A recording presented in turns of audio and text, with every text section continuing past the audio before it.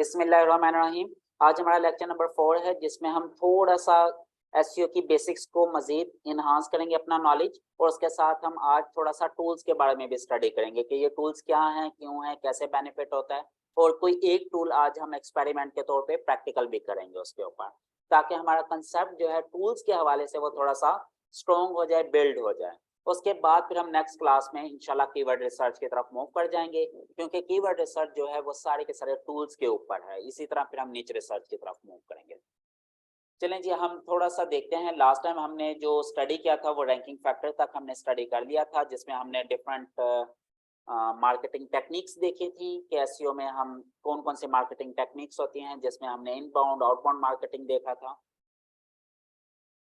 Last वाले lecture में, और साथ में फिर हमने 3 और मार्केटिंग देखी थी जिसमें हमने डेमोग्राफिक, स्मार्ट और रीटारगेटिंग को हमने स्टडी किया था। जिसमें हमने देखा था डेमोग्राफिक में 3 तरह के फिल्टर होते हैं जो कि ज़रूरी हैं, जिसकी वजह से मुझे डेमोग्राफिक कहते हैं, जिसमें लोकेशन, जेंडर और एज। अगर ये 3 फिल्टर लग जाएं तो उसे डेमोग्राफिक कहते हैं। अगर उसमें चौथा फिल्टर और ऐड हो जाए इंटरेस्ट बेस का, तो हम उसे स्मार्ट मार्केटिंग कहते हैं। अगर हम किसी बेस पे अपने क्लाइंट को रीटारगेट कर रहे हो, यानी कि हमने उन क्लाइंट को सिर्फ ऐड शो करवानी है जिन्होंने एक स्पेसिफिक एक्शन परफॉर्म कर रखा है ऑलरेडी।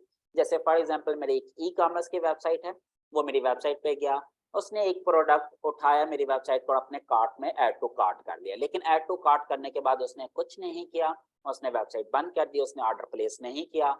अब एक टेक्निक होती है रीटारगेटिंग की, उसके थ्रू मुझे पता चल जाएगा। जैसे मैं अगर फेसबुक पे मार्केटिंग कर रहा हूँ तो वो फेसबुक पिक्सल होता है, फेसबुक पिक्सल के थ्रू मुझे पता चल जाएगा और मैं उसको रीटारगेट करूंगा, क्योंकि अब मुझे ये पता चल गया कि ये एक ऐसा क्लाइंट है जो मेरी वेबसाइट के बारे में जानता भी है, जो मेरी इस प्रोडक्ट के बारे में भी जानता है, और जो बंदा इस प्रोडक्ट में इंटरेस्टेड भी है।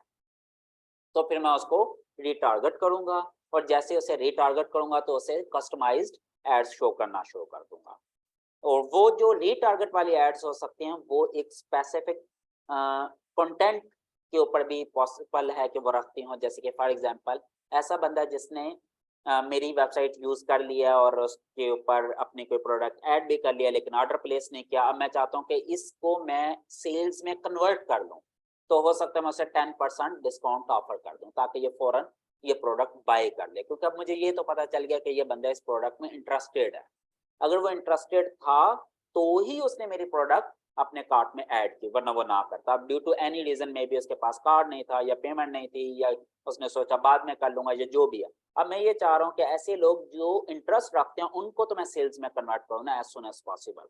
अब उसको सेल्स में कन्वर्ट करने के लिए मैं उन्हें सेल्स ऑफर कर रहा हूँ, ठीक है, कोई डिस्काउंट ऑफर कर सकता हूँ, तो उनके लिए एक स्पेसिफिक तरह की मैं एड शो कर सकता हूँ जिसे रीटारगेटिंग एड्स कहते हैं। ठीक हो गया जी। ये चीज़ हमने बड़ी डिटेल में स्टडी कर ली थी लास्ट क्लास में।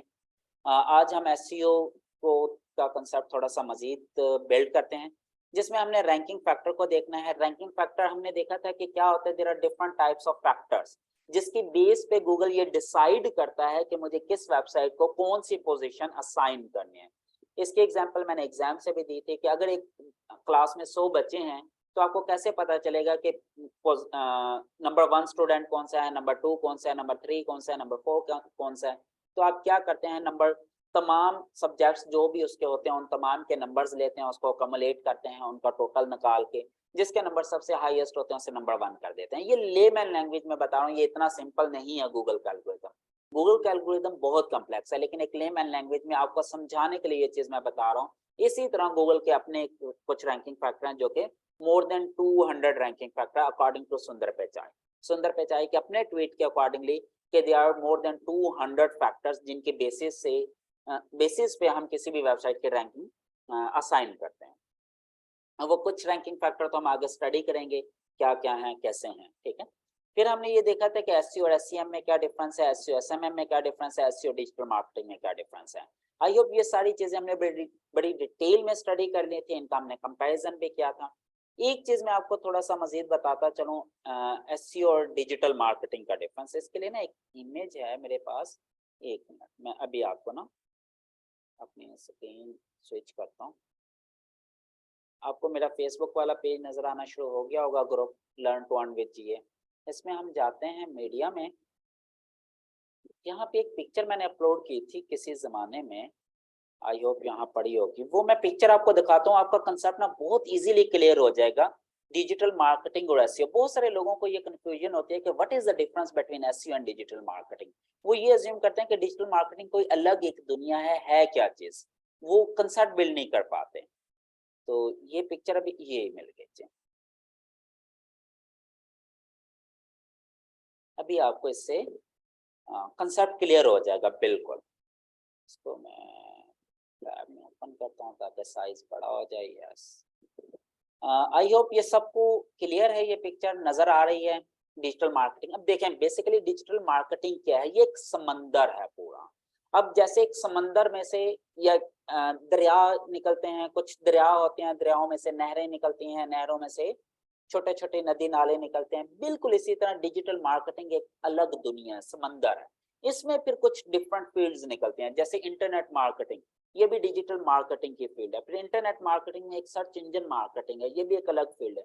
फिर सर्च इंजन मार्केटिंग के अंदर फिर एक एसईओ है, ठीक है, ये अलग। अब देखें एसईओ जो है ना, वो एक छोटा सा पार्ट है डिजिटल मार्केटिंग का, डिजिटल मार्केटिंग एक बहुत बड़ी फील्ड है। बेसिकली हर वो मार्केटिंग टेक्निक जिसके लिए डिजिटल मीडिया का इस्तेमाल किया जाता है, डिजिटल मीडिया का, वो डिजिटल मार्केटिंग का हिस्सा है। वो चाहे टेलीविजन पर हो, वो चाहे रेडियो के ऊपर हो, वो चाहे इंटरनेट पर हो, वो चाहे ईमेल पर हो, वो चाहे सोशल मीडिया पर हो, वो चाहे सर्च इंजन में हो, ये सारे के सारे एट द एंड क्या है, डिजिटल मीडिया। डिजिटल मीडिया को यूज करते हुए अगर हम कुछ भी मार्केट करेंगे तो वो डिजिटल मार्केटिंग। अब देखें डिजिटल मार्केटिंग में इंटरनेट टीवी भी आ जाता है, रेडियो भी आ जाता है, बैनर एडवर्टाइजिंग भी आ जाता है, वायरल मार्केटिंग भी आ जाती है, स्पॉन्सरशिप मार्केटिंग भी आ जाती है, वीडियो एडवर्टाइजमेंट भी आ जाती है जिसमें यूट्यूब भी शामिल है आपका। फिर इसी में ईमेल मार्केटिंग भी है, एफिलिएट भी है, रेफरल भी है, सोशल मीडिया मार्केटिंग भी है, इसी के अंदर एसईओ भी है, पीपीसी कैंपेन भी है। There are so many thing, everything comes under the digital marketing.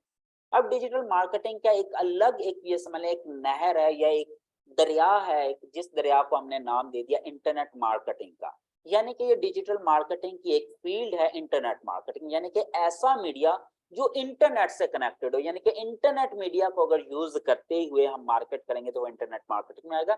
जैसे कि फेसबुक है, फेसबुक मार्केटिंग होगी, इंस्टाग्राम मार्केटिंग होगी, ईमेल मार्केटिंग होगी, जिसकी मार्केटिंग के लिए इंटरनेट का होना जरूरी है। जैसे कि टेलीविजन मार्केटिंग है, अब अगर आपके घर में इंटरनेट नहीं चल रहा तो क्या टीवी चलना बंद हो जाता है? ऐसा तो नहीं होता ना, टीवी तो चलता रहता है। अब जो टेलीविजन के ऊपर मार्केटिंग होती है ना, वो डिजिटल मार्केटिंग में तो आएगी, लेकिन वो इंटरनेट मार्केटिंग में नहीं आएगी। ऐसी मार्केटिंग जिसके लिए इंटरनेट का होना जरूरी है या जो इंटरनेट बेस्ड हो, उसके लिए हम इंटरनेट मार्केटिंग कहते हैं। जैसे कि अगर फेसबुक पर कोई मार्केटिंग हो रही है और आपके पास इंटरनेट नहीं है, तो क्या वो फेसबुक की ऐड देख सकते हैं? नहीं देख सकते। तो इस तरह के मार्केटिंग को क्या कहेंगे?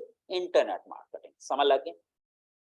अब इंटरनेट मार्केटिंग एक दरिया हो गया, अब इसी दरिया में से एक नहर निकली जिसको हम सर्च इंजन मार्केटिंग कहते हैं, यानी कि ऐसी मार्केटिंग जिसके लिए सर्च इंजन का होना जरूरी है। अब मुझे बताएं, फेसबुक पर अगर हम मार्केटिंग करना चाहते हैं तो क्या इसके लिए सर्च इंजन का होना जरूरी है? हरगिज नहीं। अब जरूरी नहीं है, क्योंकि फेसबुक मार्केटिंग के लिए सर्च इंजन का होना है, इसलिए Facebook marketing search engine marketing नहीं कहला सकती, लेकिन फेसबुक मार्केटिंग इंटरनेट मार्केटिंग है।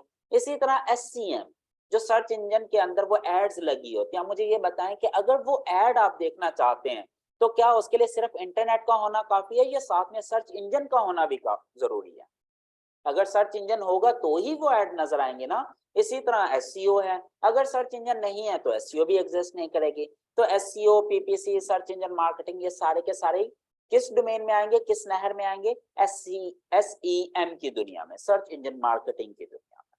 क्लियर होगी? अब इस नहर से एक नदी निकलती है, एक छोटी सी नदी, एक नाला निकलता है जैसे कह सकते हैं, जिसे एसईओ कहते हैं। हम बेसिकली एसईओ को पढ़ रहे हैं, आप खुद देखें कि कितनी बड़ी दुनिया और हम उसका एक छोटा सा पोर्शन स्टडी कर रहे हैं जस्ट। अगर हम इस छोटे से पोर्शन में भी एक्सपर्टीज ले लें तो हमारी पूरी जिंदगी खत्म हो जाएगी, लेकिन इसका कंसेप्ट, इसका काम खत्म नहीं होगा, क्योंकि अब आने वाले वक्त में सर्च इंजन को खत्म नहीं किया जा सकता।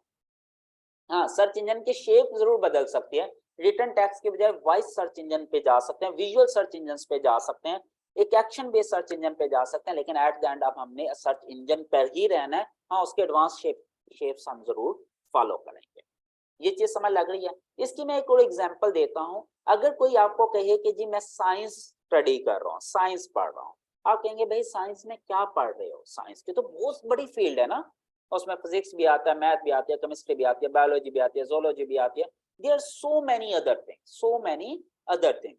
तो फिर आप उसे बताएंगे कि भाई मैं, अब साइंस क्या है, डिजिटल मार्केटिंग। डिजिटल मार्केटिंग क्या है, साइंस। फिर साइंस के अंदर आप कहेंगे जी मैं तो फिजिक्स पढ़ रहा हूँ, फिजिक्स एक सब्जेक्ट आ गया, जैसे कि इंटरनेट मार्केटिंग आ गया। अब इंटरनेट मार्केटिंग के अंदर भी बहुत सारी चीजें, इसी तरह फिजिक्स के अंदर भी बहुत सारी चीजें, ठीक है। फिर आप मजीद उसको नैरो डाउन करेंगे और आप उसे बताएंगे कि मैं तो जी वेलोसिटी का कंसेप्ट पढ़ रहा हूँ, स्पीड का कंसेप्ट पढ़ रहा हूँ, एक्सेलरेशन का कंसेप्ट पढ़ रहा हूँ। फिर एक्सेलरेशन के अंदर भी फिर आप बता सकते हैं कि मैं फ्ला लॉस को स्टडी कर रहा हूँ या इस इक्वेशन को स्टडी कर रहा हूँ, ठीक है।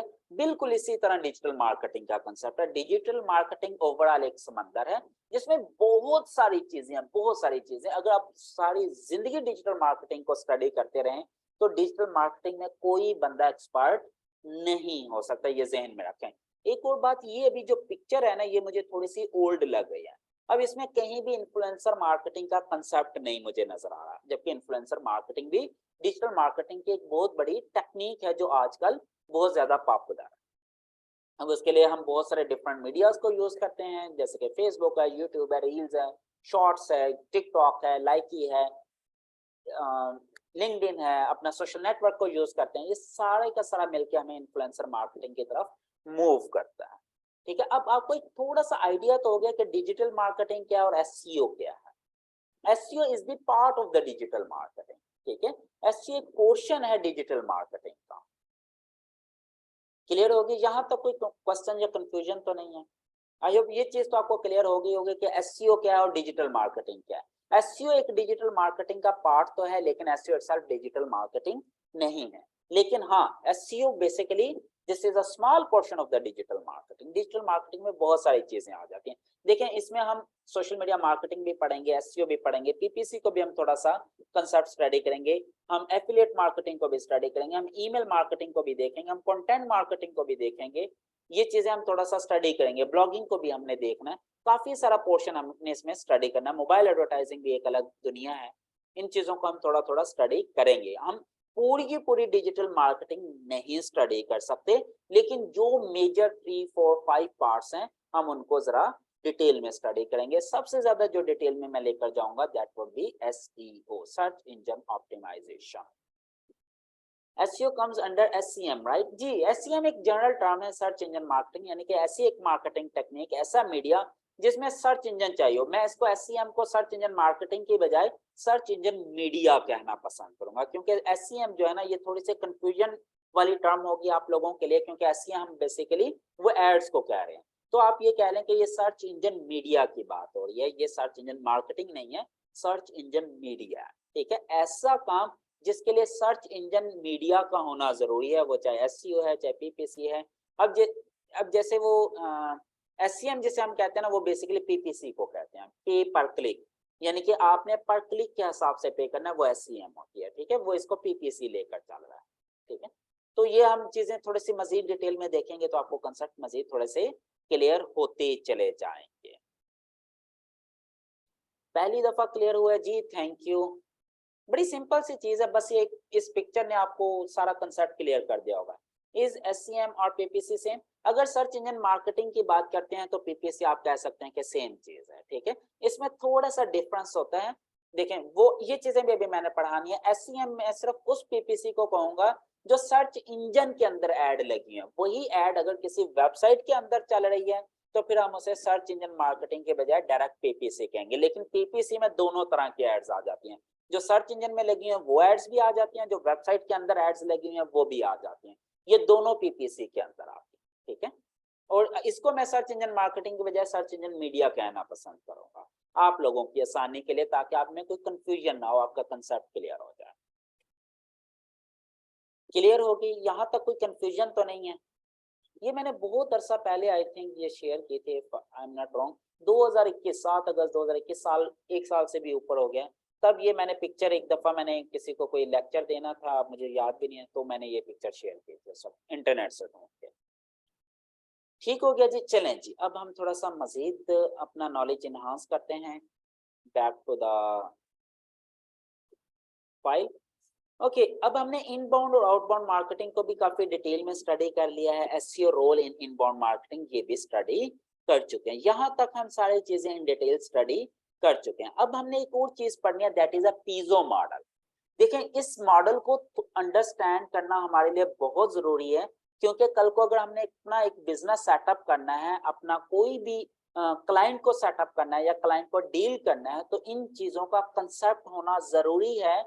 अब पीजो जो है, P for the paid media, E for the earn media, S for the shared media, O for the own media, ये चारों मैंने नाम यहाँ पर लिख भी दिए हैं। अगर आपको पता होगा कि अब आप कौन से मीडिया पर खेल रहे हैं और कौन से मीडिया की कितनी वर्थ है, ये कितनी इंपॉर्टेंस है, और कब आपको कौन से मीडिया में जाके खेलना है ताकि आपको ज्यादा से ज्यादा बेनिफिट हो, तो पीजो मॉडल को समझना बहुत जरूरी है। ओके सबसे पहला जो मॉडल हम स्टडी करते हैं that is a shared model. Shared media, ऐसा मीडिया जो शेयर्ड है, जिसकी टेम्परेरी ऑनरशिप आपको दे दी जाती है। कोई एग्जांपल मुझे देगा ऐसा मीडिया जिसकी टेम्परेरी ऑनरशिप आपको दे दी गई है, but you are not the permanent owner of that media. YouTube good, Facebook yes.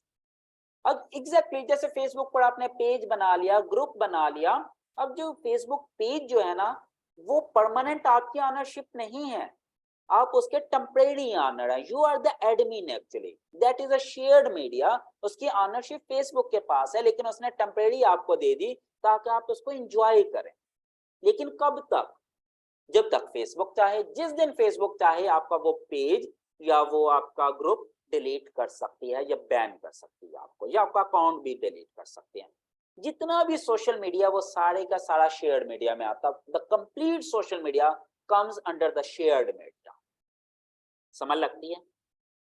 अब अगर मैंने $1000 अपनी मार्केटिंग पर बजट स्पेंड करना है, और मैं सारे का सारा बजट अगर शेयर्ड मीडिया पे लगा दूंगा, और शेयर्ड मीडिया पे मार्केटिंग करने के बाद 1 हफ्ते के बाद मेरा अकाउंट सस्पेंड हो जाता है, what will I get? Nothing. I will be at zero level पर चला जाऊंगा। ठीक है, तो ये होता है शेयर्ड मीडिया। अब इसी का एक नेक्स्ट एक पोर्शन होता है जिसको हम कहते हैं ओन मीडिया। ऐसा मीडिया जिसकी ऑनरशिप आपके पास है, you are the owner of that media. कोई एग्जांपल दे सकते हैं मुझे? Exactly website, you are the owner of your website domain. ठीक है, आप जब तक पे कर दिया वो डोमेन आपकी ऑनरशिप में है। अब वो डोमेन कोई वापस नहीं ले सकता, वो कोई सस्पेंड नहीं कर सकता, वो कोई डिसमिस नहीं कर सकता, ऐसा दुनिया में नहीं होता। ठीक है, अब जो ओन मीडिया है ना, हम शेयर्ड और ओन मीडिया दोनों को पैरेलल लेकर चलते हैं। अब एक चीज थोड़ी सी समझने वाली है, ओन मीडिया मेरी मलकियत है, शेयर्ड मीडिया किसी और की मलकियत है, लेकिन टेम्परेरी तौर पर वो मेरे साथ शेयर कर दिया गया। अब चूंकि शेयर्ड मीडिया पे ट्रैफिक ज्यादा है, शेयर्ड मीडिया लोग ज्यादा यूज करते हैं, तो ऐसा नहीं हो सकता मैं कहूँ जी मैंने ओन मीडिया रख लिया तो that is more than enough. No, मुझे ओन मीडिया के साथ साथ शेयर्ड मीडिया भी चाहिए। शेयर्ड मीडिया से मैं अपना ओन मीडिया ड्राइव करूंगा। इसकी एग्जांपल मैं देता हूं। मैं अपनी एक वेबसाइट बनाऊंगा, फॉर एग्जांपल ई कॉमर्स की वेबसाइट है, मैं टी शर्ट सेल करता हूँ। मैंने एक वेबसाइट बनाई जिसके ऊपर मैं टी शर्ट सेलर हूँ। ओके, एक तो तरीका ये था कि मैं फेसबुक पर पेज बनाऊं, अपने तमाम प्रोडक्ट फेसबुक पे डाल दूं, फेसबुक पर एक धड़ाधड़ कैंपेन चलाऊं, और फेसबुक के थ्रू ही ऑर्डर लूं, और फेसबुक के थ्रू ही सेल करता जाऊं। मजे की चीज है ना, इजी है, इजी टू हैंडल है। मेरा वेबसाइट का खर्चा बच जाएगा, डोमेन का खर्चा बच जाएगा, होस्टिंग का खर्चा बच जाएगा, मैनेज करने की कॉस्ट खत्म हो जाएगी, वहां पे चीजों को अपडेट करने की, क्लाइंट हैंडल करने की सारी जान झंझट से मैं आजाद हो जाऊंगा। सबसे बेस्ट है फेसबुक पे पेज बनाओ, अल्लाह ला खाए। मजे की चीज है ना। लेकिन लेकिन लेकिन एक प्रॉब्लम है, वो ये कि मैं फेसबुक पर 100% रिलाई नहीं कर सकता। मैंने 3 साल लगाए, 2 साल लगाए, अपने फेसबुक के पेज को बिल्ड किया, 1 लाख से बड़ी मार्केट खड़ी कर दी, मैंने एक बहुत अच्छा क्लाइंट कवरेज शुरू कर दी। अचानक कोई एक वायलेशन पॉलिसी में आता है और फेसबुक मेरा पेज बैन कर देता है, क्या होगा? मैं दोबारा जीरो पे, जहां मैंने 2-3 साल पहले शुरू किया था, आज मैं 2-3 साल के बाद दोबारा उसी पॉइंट पर आकर खड़ा हो जाऊंगा। मेरी बात फॉलो कर रहे हैं आप? अगर मैं 2-3 साल मेहनत करने के बाद भी उसी पॉइंट पर आकर खड़ा हो जाऊंगा तो ये तो मेरे लिए रिस्की है ना भाई। फिर मैं 100% रिलाई तो नहीं कर सकता ना शेयर मीडिया के ऊपर। तो फिर उस सिनेरियो में मुझे अपने साथ पैरेलल एक ओन्ड मीडिया भी चलाना है। ओन्ड मीडिया, एक ऐसा मीडिया जिसकी मलकियत मेरे पास हो, that would be a website. अब मैं क्या करूंगा, अपनी एक वेबसाइट बनाई bestshirts.com के नाम से फॉर एग्जांपल, या paktshirt.com, पाकिस्तान में टी शर्ट सेलर कर रहा हूँ। ओके, उसके साथ मैंने इसी नाम से फेसबुक पर भी पेज बना लिया, अपना ट्विटर पे भी बना लिया, लिंक्डइन पे भी बना लिया, इंस्टाग्राम पे भी बना लिया, यूट्यूब का चैनल भी बना लिया, लाइकी भी बना लिया, टिकटॉक भी बना लिया, यूट्यूब शॉर्ट्स भी डालना शुरू कर दी, फेसबुक रील्स भी डालना शुरू कर दी। अब होगा क्या, मेरी अपनी वेबसाइट पे हो सकता है ट्रैफिक बहुत कम हो, लेकिन मैं क्या करूंगा, इन सारे सोशल मीडिया के साथ अपनी वेबसाइट को लिंक कर दूंगा, ताकि इन सारे सोशल मीडिया की ट्रैफिक एट द एंड कहां जा रही होगी, मेरी वेबसाइट के ऊपर। अब अगर खुदा ना खास्ता कोई पेज डिलीट भी हो जाता है तो मुझे पता है कि मैं इसके सारी ट्रैफिक, लोगों को पता है भाई अगर ये पेज नहीं भी है तो ये paktshirt.com इनकी वेबसाइट है, वहां पर जाकर कर। अब मेरी ज्यादातर ट्रैफिक मेरी वेबसाइट पर पहुंच जा चुकी होगी। अब अगर कल को मेरा फेसबुक पेज डिलीट भी हो जाता है, मैं नया पेज बनाऊंगा उसी नाम से और उसको लिंक कर दूंगा अपनी वेबसाइट से। अब वेबसाइट के ट्रैफिक मेरे सोशल मीडिया पे भी आना शुरू हो जाएगी। ऑन और शेयर्ड मीडिया को मैं आपस में क्लोज लूप में लेके आऊंगा। शेयर्ड मीडिया के ट्रैफिक ऑन मीडिया पे, ऑन मीडिया के ट्रैफिक शेयर्ड मीडिया पे। जैसे ये देखें, मैं आपको एक एग्जांपल भी देता हूं। मैं dgapps.com ओपन करता हूं, दिस इज माय वेबसाइट, मेरी कंपनी की साइट है। अब इसके जब मैं एंड पर जाता हूं नीचे, ये शेयर्ड मीडिया लोड हो रहा है, ये आपको एक चीज अभी पता चल जाएगा। ये देखें, ये मेरा ओन मीडिया बेसिकली। अब मैं जो भी डिटेल थी मैंने सारी इसमें डाली, इसमें सर्विसेज भी अपने डाल दी, जो जो सर्विसेज दे रहा हूँ मैंने इसमें अपनी जो जो ट्रेनिंग दे रहा हूँ वो भी डाल दी, जॉब अपॉर्चुनिटी, वर्क, जो भी वट एवर जो भी था मैंने इसके अंदर डाल दिया। लेकिन अब इसको मैंने कनेक्ट कर दिया अपने सोशल मीडिया के साथ। ये देखें, मैंने अपना फेसबुक का पेज भी इसके साथ लिंक कर दिया और ट्विटर अपडेट्स भी इसके अंदर डाल दी। ट्विटर लोड नहीं हो रहा है मे बी। अब अगर मेरा खुदा ना खास्ता पेज रिमूव भी हो जाता है तो मुझे पता है कि मैंने यहाँ पे नया पेज बनाकर दोबारा लिंक कर दूंगा और वो दोबारा ट्रैफिक शेयर होना शुरू हो जाएगी। मैं दोबारा भी अपना फेसबुक का पेज बिल्ड कर सकता हूँ। और अगर मैं सिर्फ फेसबुक पर ही डिपेंडेंट रहूंगा और फेसबुक का पेज खत्म हो जाएगा तो मेरा चैप्टर क्लोज। ये चीजें बड़ी इंपॉर्टेंट है, ठीक है, ये चीज समझने वाली है। तो शेयर्ड और ओन मीडिया का कंसेप्ट समझ लग गया। अब इसमें एक और मीडिया को हम एड ऑन करेंगे, दैट इज पेड मीडिया।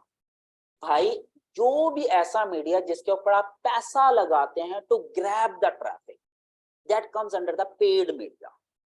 अब पेड मीडिया मैं ट्रैफिक कहां लेकर जाना चाहूंगा, मैं अपने शेयर्ड मीडिया पे भी लेकर जाना चाहूंगा और ऑन मीडिया पर भी। और मैं शेयर्ड मीडिया के ट्रैफिक ऑन मीडिया के साथ शेयर कर रहा हूँ और ऑन मीडिया के ट्रैफिक अपने शेयर्ड मीडिया के साथ शेयर कर रहा हूँ, ताकि मैं ये चाह रहा हूँ कि लोग हर एंगल से मुझे कवर कर लें। फेसबुक पर भी मेरी कवरेज चल रही हो, यूट्यूब पे भी कवरेज चल रही हो, इंस्टाग्राम पे भी कवरेज चल रही हो, पिंटरेस्ट पे भी चल रही हो, लिंक्डइन पे भी चल रही हो, शॉर्ट्स में भी चल रही हो, रील्स में भी चल रही हो, टिकटॉक पे भी चल रही हो, लाइकी पे भी चल रही हो, मेरी वेबसाइट पे भी चल रही हो। सब चीजों को इंटरलिंक करना है। अब अगर मैं फॉर एग्जांपल सबसे आसान जो मीडिया ग्रो करना है ना वो टिकटॉक है, टिकटॉक या लाइकी। अब टिकटॉक पे वीडियो बनाना शुरू कर दें, दिनों में आप ग्रो कर जाएंगे, दिनों में। और कितना ही आसान होगा कि मैं हर वीडियो के साथ अपनी वेबसाइट का लिंक दे दूं, अटैच कर दूं, या अपने फेसबुक के पेज का लिंक अटैच कर दूं। तो क्या होगा कि वो सारी की सारी ट्रैफिक जो बेसिकली टिकटॉक या लाइकी पर आ रही है वो मेरी पेज, उसका कोई ज्यादा नहीं तो 2, 3, 4, 5% मेरी वेबसाइट पर भी आना शुरू हो जाए। समझ लग गई। अब टिकटॉक या लाइकी जो है ये भी शेयर्ड मीडिया की एग्जांपल है। अब जो मेरी वेबसाइट है जहां पर मैं ट्रैफिक लेकर आ रहा हूं, ये किस चीज की एग्जांपल है, ये ओन्ड मीडिया की एग्जांपल है। क्वेश्चन क्लियर हो गया जहां तक, यहां तक कोई क्वेश्चन या कोई प्रॉब्लम तो नहीं है। पेड मीडिया की भी समझ लग गई। अब अगर मैं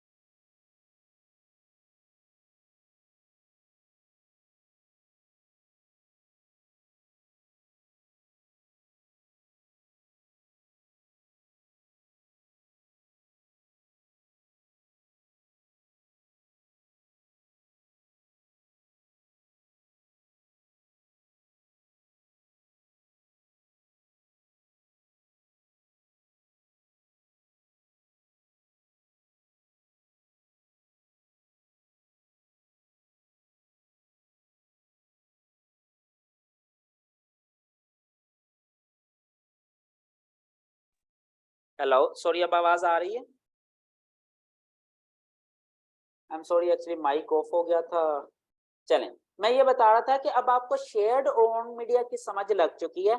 अब अगर मैंने कोई पेड कैंपेन चलानी है तो मैं क्या करूंगा?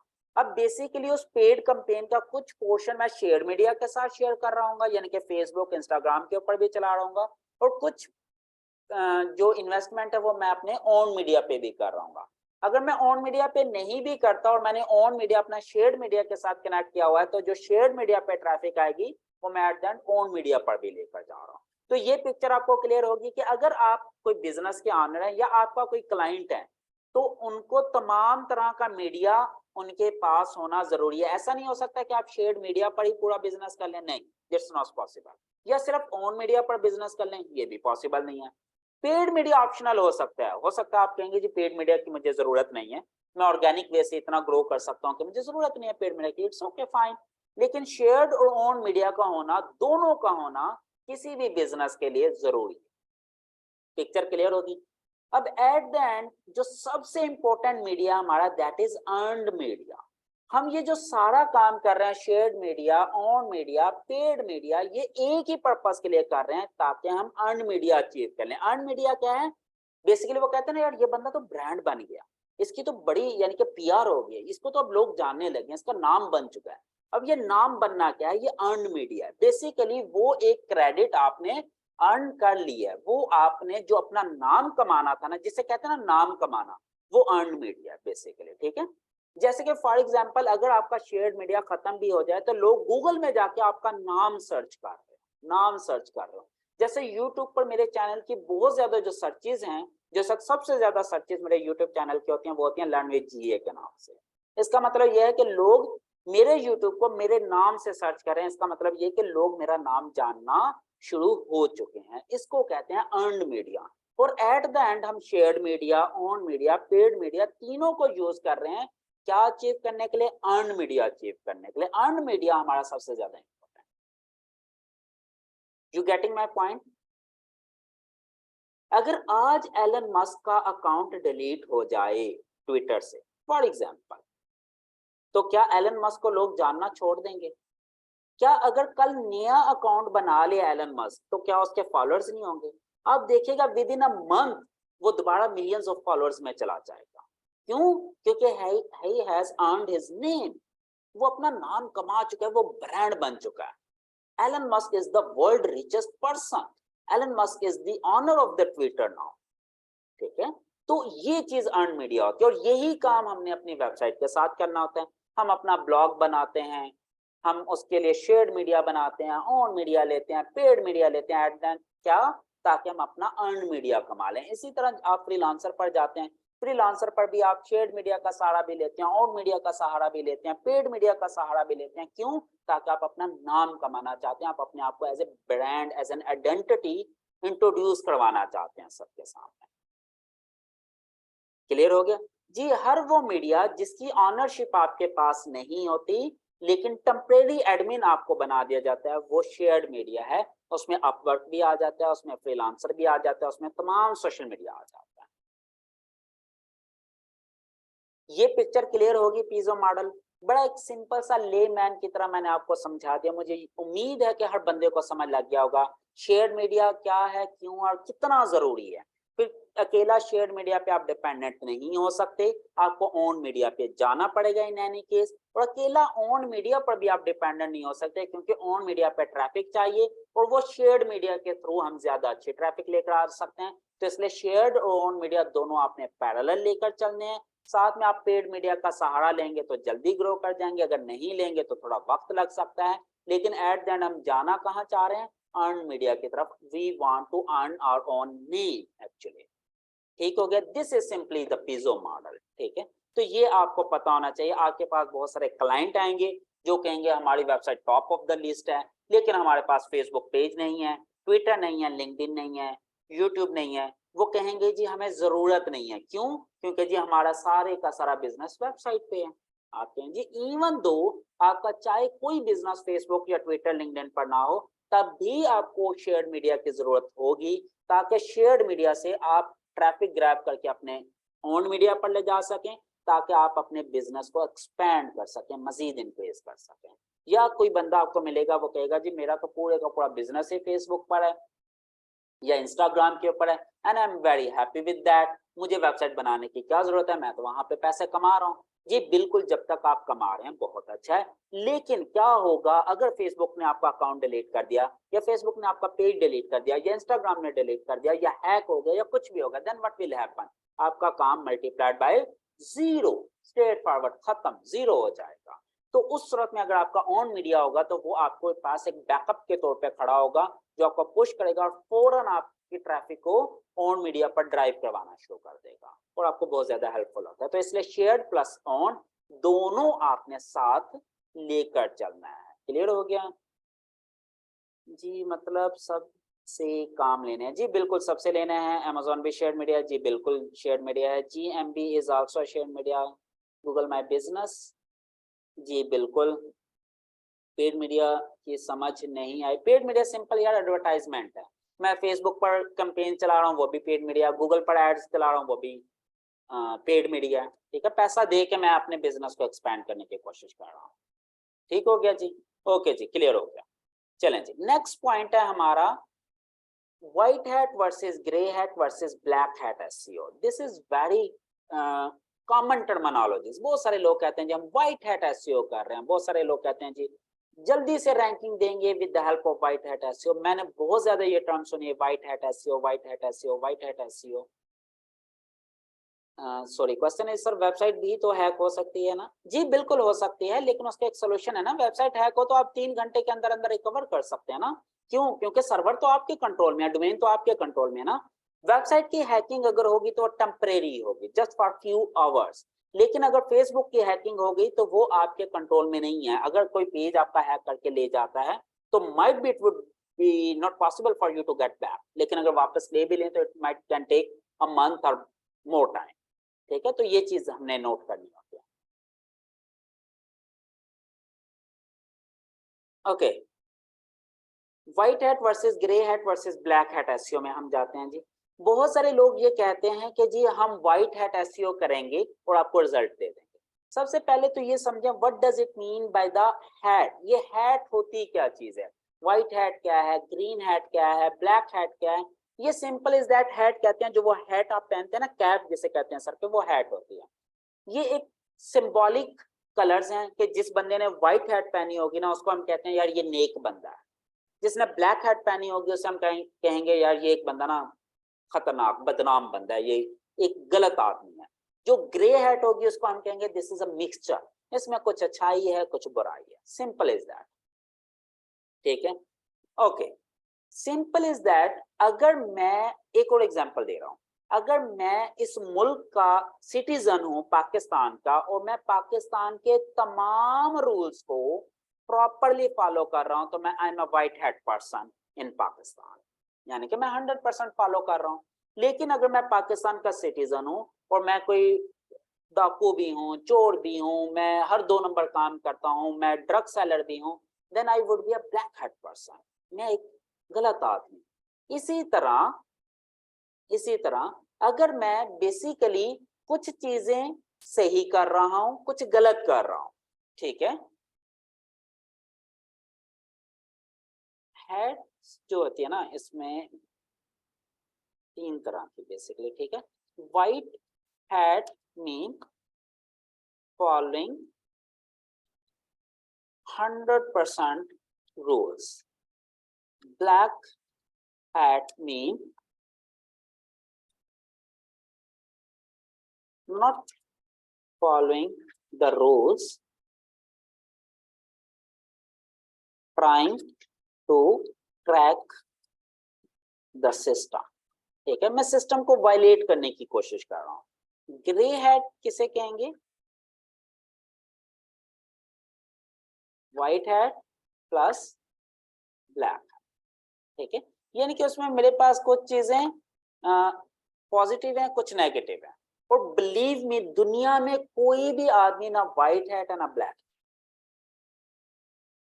99.99% जो दुनिया है ना वो ग्रे हैट में लाइक है, यानी कि हर आदमी में कुछ अच्छाइयां होती हैं कुछ बुराइयां होती हैं।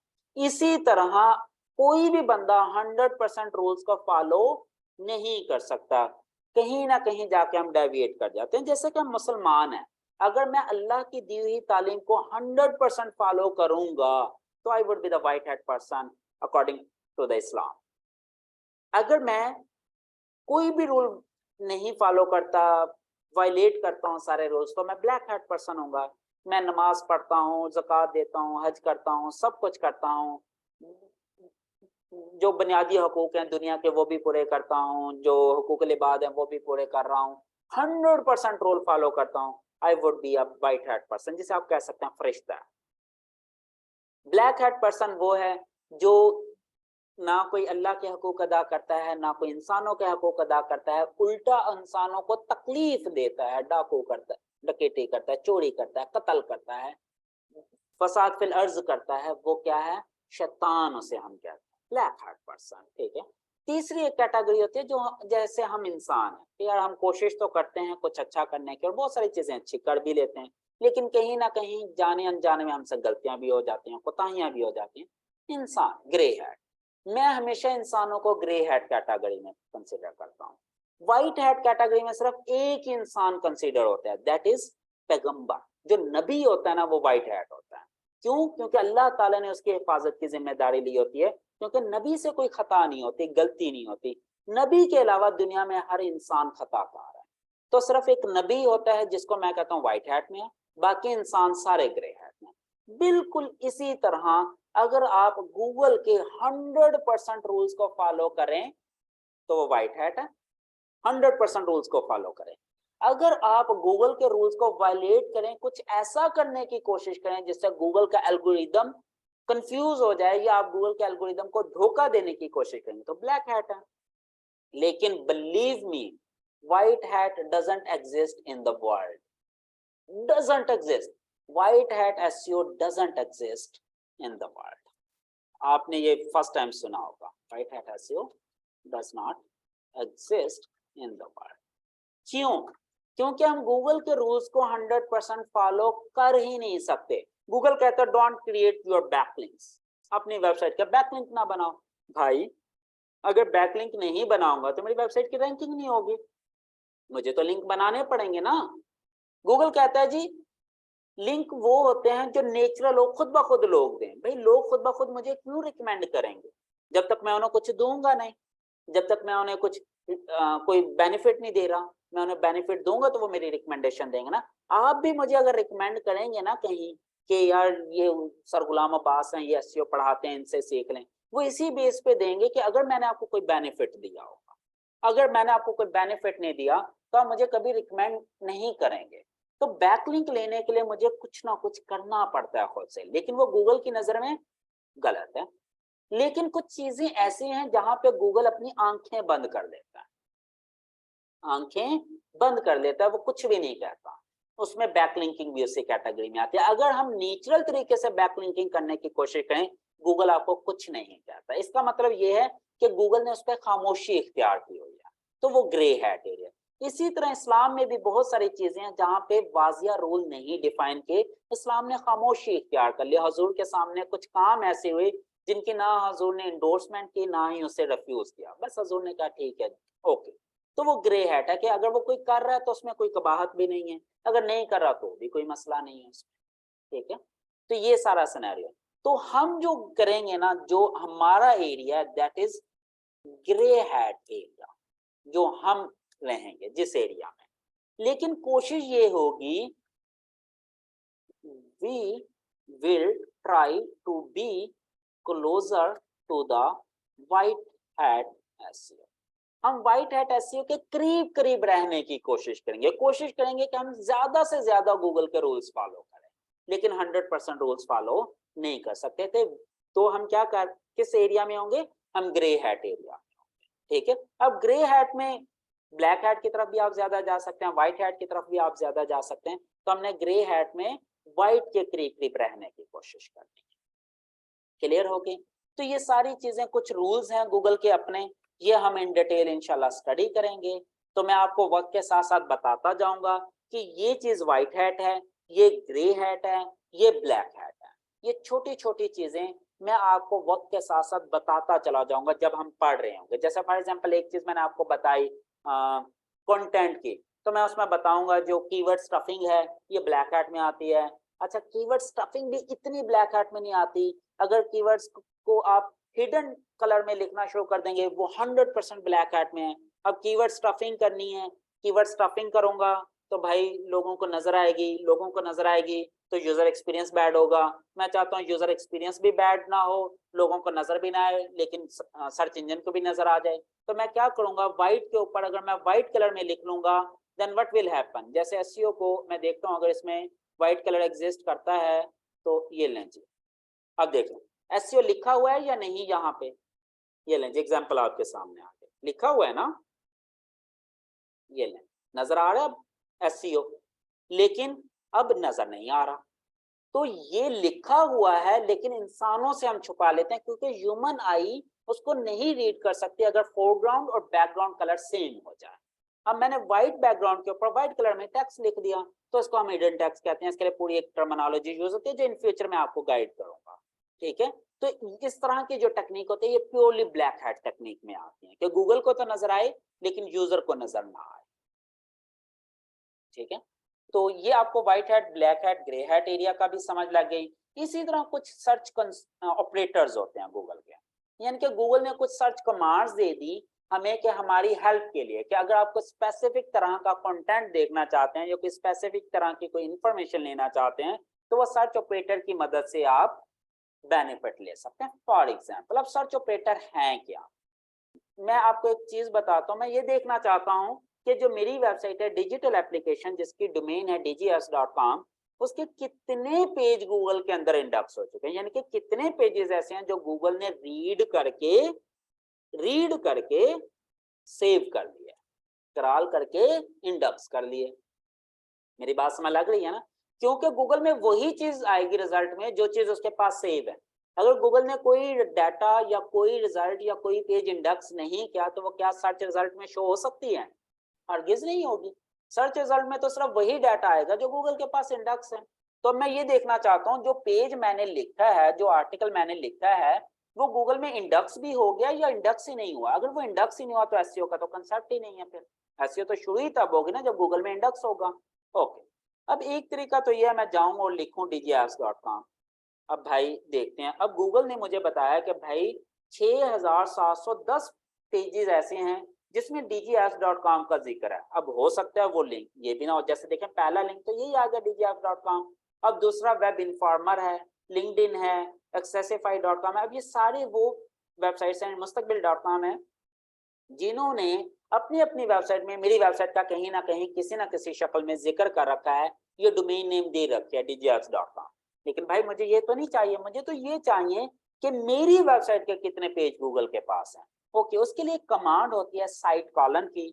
यहाँ पे मैं लिखता हूँ साइट कॉलन dgapps.com। अब देखें उसने एग्जैक्टली बता दिया 30 पेजेस, यानी कि इसका ये मतलब है कि मेरी इस वेबसाइट के टोटल 30 पेजेस गूगल में इंडेक्स हुए हैं। अब कोई भी आप रिजल्ट देखेंगे, देखें ये भी dgapps.com का है।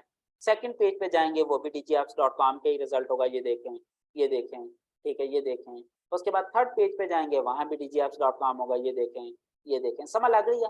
अब इसने क्या किया, अब गूगल ने मुझे एग्जैक्टली बता दिया कि भाई आपकी वेबसाइट के हमारे पास 30 पेजेस ऐसे हैं जो गूगल ने इंडेक्स कर लिया, गूगल ने रीड करके अपने पास सेव कर लिया। यानी कि ये 30 पेजेस ऐसे हैं जो गूगल के सर्च में शो हो सकते हैं। इसके अलावा अगर कोई पेज मेरी वेबसाइट के अंदर बना हुआ है 31st, 32nd, 33rd पेज, तो वो गूगल में किसी भी पेज पर, इवन 100वें पेज पर भी नजर नहीं आएगा क्योंकि गूगल के पास उसका डाटा ही नहीं है। समझ लग गई? तो ये सर्च ऑपरेटर होते हैं जो हमारे बहुत ज्यादा हेल्पफुल होते हैं, हमारी जिंदगी आसान कर देते हैं। आज मैं आपको सिर्फ एक दो सर्च ऑपरेटर बताऊंगा, तकरीबन 40 to 50 टोटल सर्च ऑपरेटर्स हैं।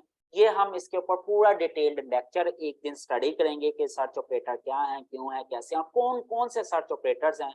वो पूरी लिस्ट मैं यहाँ लेकर आऊंगा, कुछ मैं आपको एग्जाम्पल करके दिखा दूंगा, कुछ के फिर मैं आपको असाइनमेंट दे दूंगा। जैसे साइट कॉलन का आपको समझ लग गया। अगर मैं किसी भी डोमेन से पहले, आवाज आ रही है सबको?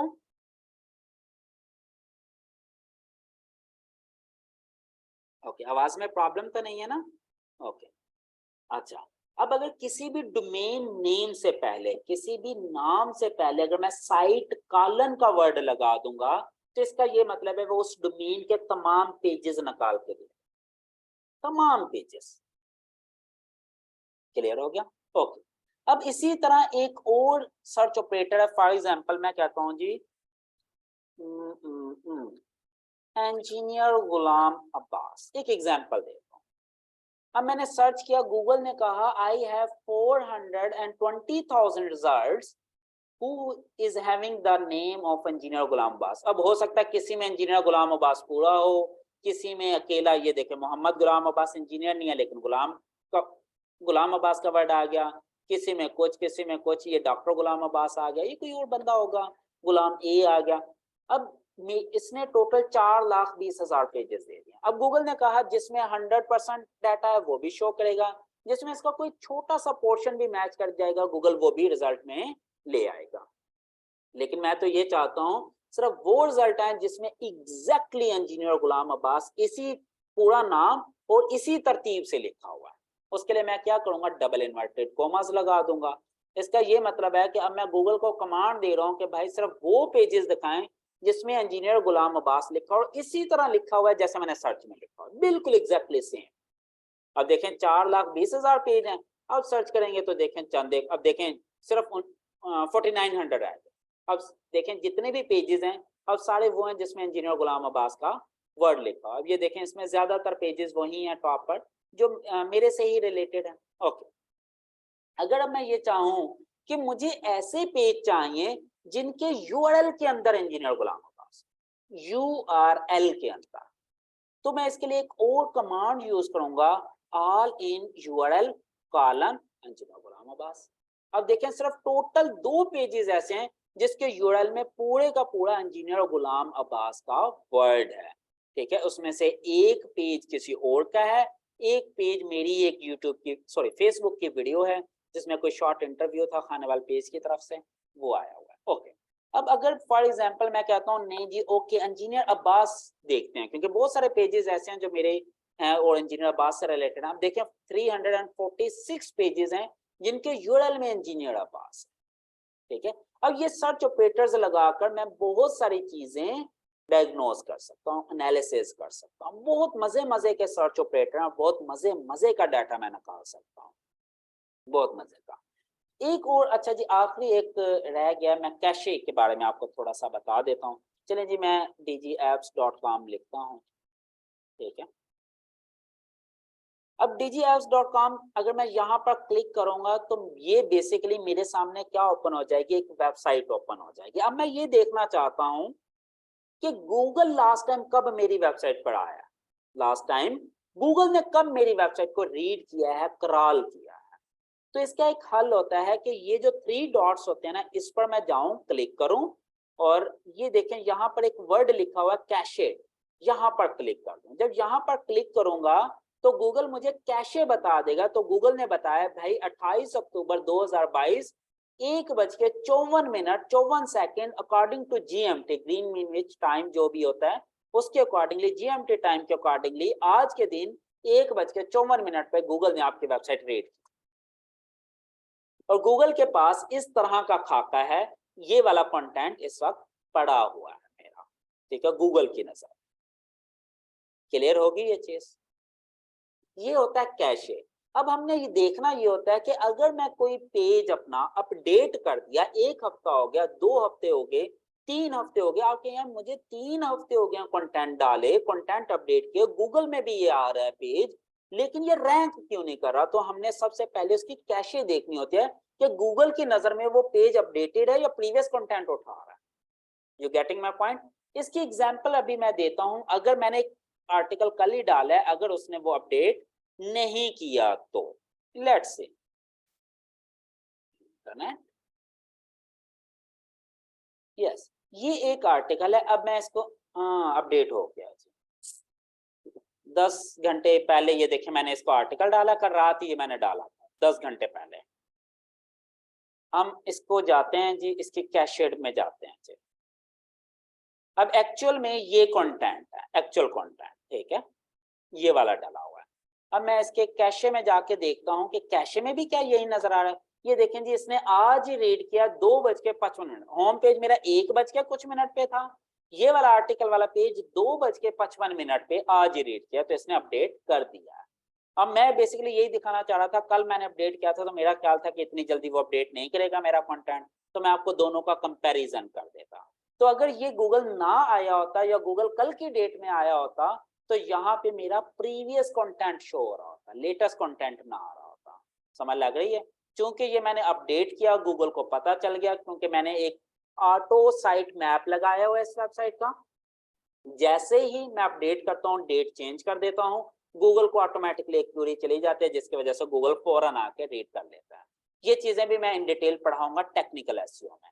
सिंपल इज दैट, ये कैशे का कंसेप्ट होता है। अगर आप किसी भी पेज की कैशे देखना चाहते हैं, एक तो तरीका ये था जो गूगल से जाके किया, दूसरा तरीका ये है आप इस पेज की अगर कैशे देखना चाहते हैं तो यहाँ पे जाएं और कैशे का वर्ड लिखें, कैशे कॉलन लिख दें, यूआरएल के आगे पहले कैशे कॉलन लिख के यूआरएल डाल दें, तो गूगल आपको उसकी ब्राउजर आपको उसकी कैशे दिखा देगा। ये भी एक तरीका कार होता है।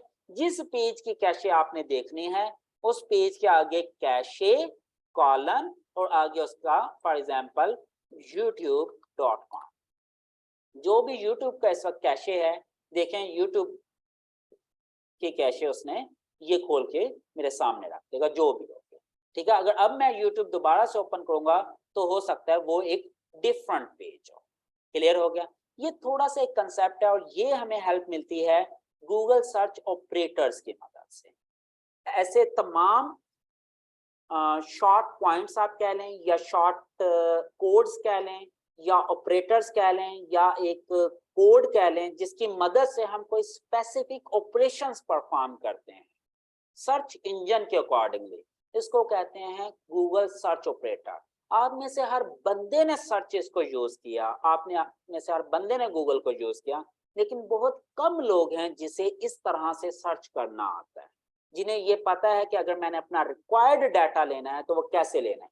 फॉर एग्जाम्पल, आज आप सर्च कर रहे हैं कि एसईओ के टिप्स एंड ट्रिक्स क्या हैं, गूगल आपको डाटा दे रहा है 4 साल पुराना, तो क्या वो वैलिड होगा? तो अब आपने ये देखना है कि कैसे मैंने गूगल को कमांड देने कि वो सिर्फ 1 महीना पुराना डाटा दिखाए, उससे पुराना डाटा ना मुझे दिखाए, क्योंकि अब वो मेरे लिए वैलिड नहीं होगा। ये सारे रूल्स जो होते हैं, ये सारे टिप्स एंड ट्रिक्स जो होते हैं, ये सर्च ऑपरेटर्स की मदद से होते हैं। और एसईओ के अंदर सर्च ऑपरेटर का बड़ा रोल है। जब हमने गेस्ट पोस्टिंग की तरफ जाना होगा ना, तो हमें बहुत ज्यादा हेल्प सर्च ऑपरेटर से लेनी पड़ेगी, गूगल से हमने डाटा उठाना होगा। बिलीव मी, जो हैकिंग है ना, हैकिंग में भी सर्च ऑपरेटर का बड़ा रोल है, क्योंकि हम हैकिंग नॉर्मली उन वेबसाइट की करते हैं जो न्यूली डेवलप्ड होती हैं। अब हमने ये देखना होता है कि आज की डेट में गूगल के अंदर कौन सी नई वेबसाइट्स आई हैं, और वो डाटा हम कैसे निकालते हैं, वो भी सर्च ऑपरेटर से निकालते हैं। ठीक है, ये हम पूरा एक लेक्चर इसके ऊपर रखेंगे सर्च ऑपरेटर्स का। काफी सारे सर्च ऑपरेटर्स मैं आपको 1 बाय 1 करके दिखाऊंगा, और काफी सारे सर्च ऑपरेटर्स ऐसे होंगे जो मैं आपके ऊपर छोड़ दूंगा कि आप खुद इसके ऊपर एक्सपेरिमेंट करें, खुद इसकी प्रैक्टिस करें, उसकी लर्निंग करें और उसके एक असाइनमेंट करेंगे, तो आपको ये पिक्चर हमेशा के लिए क्लियर हो जाएगी इंशाल्लाह। क्लियर होगी जी? हाउ टू चेक कैशे दोबारा बताएगा जी, कैशे कॉलन का वर्ड लिख दें जी बस।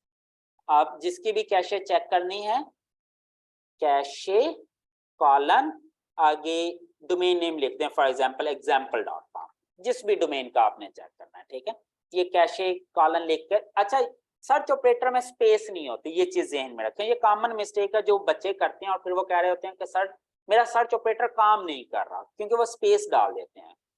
Space search operator will not work with space. ठीक है, स्पेस के साथ वो डाटा से ही नहीं देंगे। ठीक है, तो आपने स्पेस नहीं देनी, जैसे कैशे कॉलन के बाद स्पेस कोई दे देगा तो भी प्रॉब्लम होगी। ठीक है, ये चीज आपने ज़हन में रखना। Okay, search page by URL के सामने 3 डॉट्स पर क्लिक करें। जी जी बिल्कुल सर, आप टाइम जोन की बात की थी कि अपडेट कैसे करना, जब वक्त आएगा ये भी मैं आपको बता दूंगा टाइम जोन कैसे अपडेट करना है। ये अभी आगे पढ़ेंगे हम कि जब मैं आपको कंटेंट की बात करूंगा ना कि कंटेंट का फ्रंट पे क्या टाइम होना चाहिए, सर्वर एंड पे क्या होना चाहिए, गूगल के पास क्या होना चाहिए, कैसे टाइम जोन अपडेट होता है, ये सारी चीजें हम देखेंगे आगे। सर बाज दफा ये होता है कि हम साइट कॉलम वेबसाइट का नाम लिखते हैं तो हमें थाउजेंड्स प्लस पेज शो कर रहा होता है, जब हम नेक्स्ट पेज पे जाते हैं तो वो सिर्फ 200 तक होता है। इसकी क्या रीजन होती है? इसकी रीजन ये होती है कि गूगल ने, देखें बड़ा अच्छा क्वेश्चन है वैसे ना, ये बहुत अच्छा क्वेश्चन है, ये मुझे खुद वैसे बता देना चाहिए था लेकिन मैंने नहीं बताया, चलें क्वेश्चन आ गया तो एक नई चीज आपको बताता हूँ। सम टाइम गूगल कहता है कि मेरे पास इस वेबसाइट के 1000 पेज हैं, लेकिन शो कितने करता है वो चलें जी, बल्कि मैं DGIS की एग्जांपल दे देता हूँ आपको। चलें जी, अच्छी एग्जांपल है जी, अभी आपको दिखाता हूँ, बल्कि आपसे ये क्वेश्चन भी पूछते हैं। ये 50 कैसे हो गए, अभी तो 30 थे। तो गूगल बिना,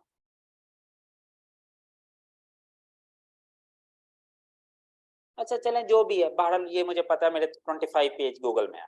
देखें पहले पेज पर जाता हूँ, कितना है जी 50 रिजल्ट बता रहा है, एक्चुअल में ये 30 है वैसे। दूसरे पे 25, सॉरी दूसरे पे भी 50 बता रहा है, लेकिन तीसरे पे जाके वो अगले रिजल्ट दिखाने के बजाय 5 रिजल्ट दिखा के चैप्टर क्लोज कर देता है और वो कहता है जी 25 रिजल्ट है, उसने अपना डाटा ही चेंज कर दिया। क्यों? What is the logic behind that? इसका ये मतलब है गूगल कहता है भाई आपके पेजेस तो हैं मेरे पास, लेकिन वो पेज इस काबिल नहीं है कि मैं लोगों को दिखाऊं। उसकी दो रीजन हो सकते हैं, या तो वो मैं रीडायरेक्ट कर चुका हूं, या अगर उसको ओपन करेंगे तो नया पेज ओपन हो जाएगा, या उसका एक मैं नया यूआरएल बना के उसे रीडायरेक्ट कर चुका हूं, या मैं उसे टेम्परेरीली अनअवेलेबल कर चुका हूं, लेकिन वो भी गूगल में पड़ा हुआ है, गूगल ने उसे क्रॉल कर रखा है, रीड कर रखा है। जब मैं सर्च करता हूं तो गूगल बताता है भाई इतने पेज हैं, लेकिन जब आखिरी पेज पे जाते हैं तो एक्चुअली फिगर नजर आती है कि अब एक्चुअल में जो मेरा फिगर है टोटल वो 25 है, यानी कि मेरी वेबसाइट के 25 ऐसे पेजेस हैं जो सर्चेज में शो हो सकते हैं, बाकी पेजेस सर्चेज में नहीं आएंगे। जैसे पिछले दिनों मैंने अपनी वेबसाइट के कुछ यूआरएल्स चेंज किए हैं, अब चेंज करके मैंने उसे रीडायरेक्ट कर दिया, अब नया यूआरएल भी इंडेक्स हो चुका है और पुराना भी पड़ा हुआ है, लेकिन अगर कोई पुराना खोलेगा तो ओपन नया वाला ही होता है, तो उसमें गूगल में कोई एरर तो नहीं है, लेकिन गूगल ने अभी रखा हुआ है कुछ टाइम के लिए, with the passage of time Google फिर उसको रिमूव करना शुरू कर देगा। लेकिन आखिरी पेज पे एग्जैक्ट जो वैल्यू आएगी, जैसे 25 वैल्यू आती है, तो इसका ये मतलब है कि मेरी वेबसाइट के टोटल 25 पेजेस ऐसे हैं जो गूगल सर्चेज में शो कर सकता है, इसके अलावा बाकी पेजेस सर्चेज में शो नहीं करेगा, उसने सिर्फ अपने रिकॉर्ड के लिए रखा। ठीक है, उसकी दो रीजन हो सकते हैं, या तो वो इस काबिल नहीं समझता गूगल कैसे सर्चेज में दिखाया जाए, या आपने खुद उसे कमांड दे दिया गूगल को कि भाई ये सर्चेज में नहीं दिखाना, वो रिडायरेक्शन की शक्ल में दे दी, या वो आउटडेटेड कंटेंट की शक्ल में दे दी, या 404 की शक्ल में दे दी, या 410 की शक्ल में दे दी, 301 की शक्ल में दे दी, 302 की शक्ल में दे दी। There are so many different ways to give a command. ठीक है, ये चीज समझ लग गई? ये अच्छा क्वेश्चन था, ये वैसे आप लोगों को पता होना चाहिए। Sir cache temporary? जी बिल्कुल, कैशे टेम्परेरी होती है, जैसे ही गूगल दोबारा आपकी वेबसाइट को रीड करेगा गूगल अपना कैशे अपडेट कर देगा। ठीक है, sitemap.xml।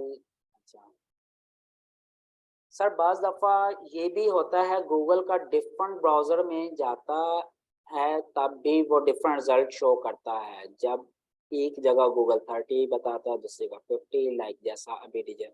जी बिल्कुल ऐसा होता है, दिस हैपन्स, ये होता है, लेकिन इसका बेस्ट तरीका ये होता है कि आखिरी पेज पर क्लिक करें, आपको पता चल जाता है। अच्छा अब अगर मैं ये कहूँ कि जी यूट्यूब के कितनी वीडियोज हैं, ये कितने पेजेस हैं गूगल के पास, कैन समवन इमेजिन कि गूगल के पास यूट्यूब का कितना डाटा होगा? चले फेसबुक का बताएं जी, फेसबुक के कितने पेजेस होंगे गूगल के पास? FB pages in Google, how many FB pages in Google? अच्छा हम देखते हैं जी, हम facebook.com, there is 585 million results हैं फेसबुक के गूगल के अंदर, 585 मिलियन, और यूट्यूब के तो would be in billions, billions में होंगे। और मुझे लगता है सबसे ज्यादा जो यूआरएल लिंक्स है ना गूगल के पास वो यूट्यूब के ही हैं, if I am not wrong. 1.3 billion results हैं यूट्यूब पे। Can you imagine? 1 Arab 31 crore link हैं गूगल के पास सिर्फ youtube.com के, और ये जितने भी पेजेस तक आप चले जाएंगे वो सारे youtube.com के, ये चलते चले जाएंगे। ओके, एक और चीज अगर हम देखना चाहें, हमारी जो कंट्री में वेबसाइट्स चल रही हैं जैसे द्रास.पे के हैं, उनके कितने पेजेस हैं? देखें 5.1 मिलियन पेजेस हैं द्रास के गूगल के पास, लेकिन इसमें से बहुत सारे पेजेस ऐसे हैं जो आउटडेटेड हो चुके होंगे, डिलीट हो चुके होंगे, ओमिट हो चुके होंगे, रीडायरेक्ट हो चुके होंगे, but still there are 5 million pages, that's a huge amount. इसी तरह olex.com.p के अगर आप देखें जो पाकिस्तान में चल रही है 4.2 मिलियन पेजेस। ठीक है, आपको थोड़ी सी पिक्चर क्लियर हो रही है कि अगर आपने ये देखना हो कि अच्छा होता क्या है, अब एक क्लाइंट आया, ई कॉमर्स का बंदा है,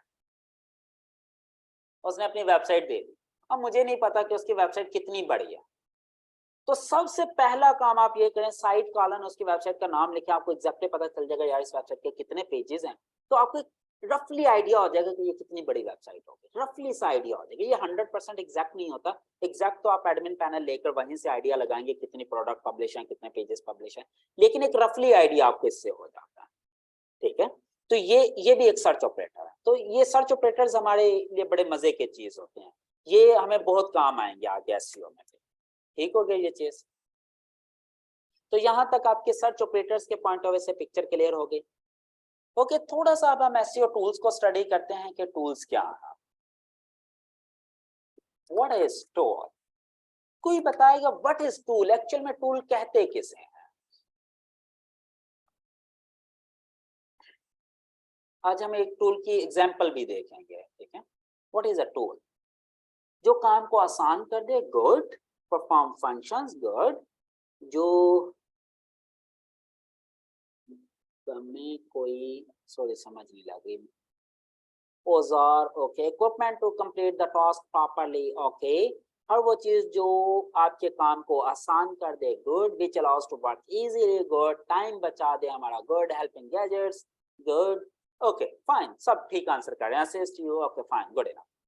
हर वो चीज जो आपके काम को आसान कर दे, आपका वक्त बचा दे, आपके काम को परफेक्ट बना दे, एक इम्प्रूव कर दे, आपकी हेल्प कर दे, वो टूल है। सिंपल।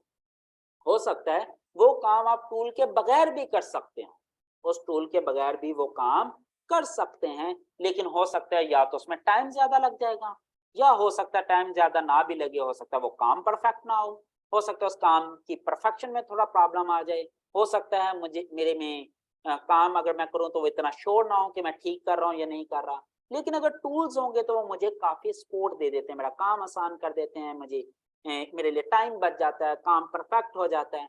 लेकिन लेकिन लेकिन लेकिन एक चीज जहन में रखिएगा, इंसानों के होते हुए टूल्स पे 100% रिलाय नहीं किया जा सकता। Okay okay, what is tool? Save our time, make our task easier, make our task, make our work, allow us to do a perfect job। ठीक है, ये बेसिकली 3-4 काम होते हैं टूल के। We cannot rely on any tool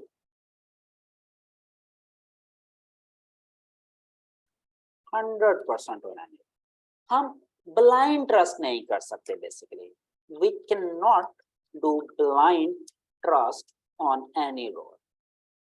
हमें अपना दिमाग इस्तेमाल करना है, ये चीज जहन में रखें। दुनिया का कोई टूल 100% परफेक्ट नहीं, दुनिया का कोई टूल। हमें टूल्स की हेल्प जरूर लेनी है, लेकिन दिमाग अपना इस्तेमाल करना है, फिर ही हम उससे बेनिफिट ले सकते हैं, वरना नहीं ले सकते। लेकिन टूल के बगैर हमारी जिंदगी भी नामुकम्मल है। चलें जी, कुछ टूल्स को हम स्टडी करते हैं, देखते हैं जी। ओके, एक छोटे छोटे क्वेश्चंस मैं आपसे पूछता हूं, मुझे बताएं कि अब मैं अगर ये देखना चाहूं कि किसी एक पर्टिकुलर कीवर्ड का ट्रेंड क्या है, कीवर्ड तो समझ लग गई थी ना, डे 1 मैंने आपको बता दिया था। कीवर्ड क्या है? एक ऐसा वर्ड, एक ऐसी टर्म जो सर्च इंजन में सर्च हो रही है, बेसिकली वो कीवर्ड। यस, उसके लिए एक टूल यूज होता है गूगल ट्रेंड। इसी तरह अगर मैं ये देखना चाहूं कि कोई कीवर्ड कितनी दफा सर्च हो रहा है, लोग कितना सर्च कर रहे हैं, तो उसके लिए भी एक टूल यूज होगा। देयर आर डिफरेंट कीवर्ड्स, जैसे कि कीवर्ड एवरीवेयर है, कीवर्ड सर्च वॉल्यूम निकालने के लिए there are many tools. Okay, इसी तरह मैं ये देखना चाहूं कि जो मेरा कंपटीटर है ये किस किस वेबसाइट पे जाके अपने बैकलिंक बना रहा है, उसके लिए भी टूल है बैकलिंक फाइंडर के। अब उसमें मोज भी है, उसमें एचरेफ भी है, समरश भी है, there are so many tools. Okay, अब मैं ये देखना चाहता हूं भाई गूगल लोग किसी टर्म को कैसे सर्च कर रहे हैं। मैं फॉर एग्जाम्पल मैं देखना चाहता हूं एडवांटेजेस ऑफ इंटरनेट, तो क्या लोग एडवांटेजेस ऑफ इंटरनेट लिखकर ही सर्च करेंगे?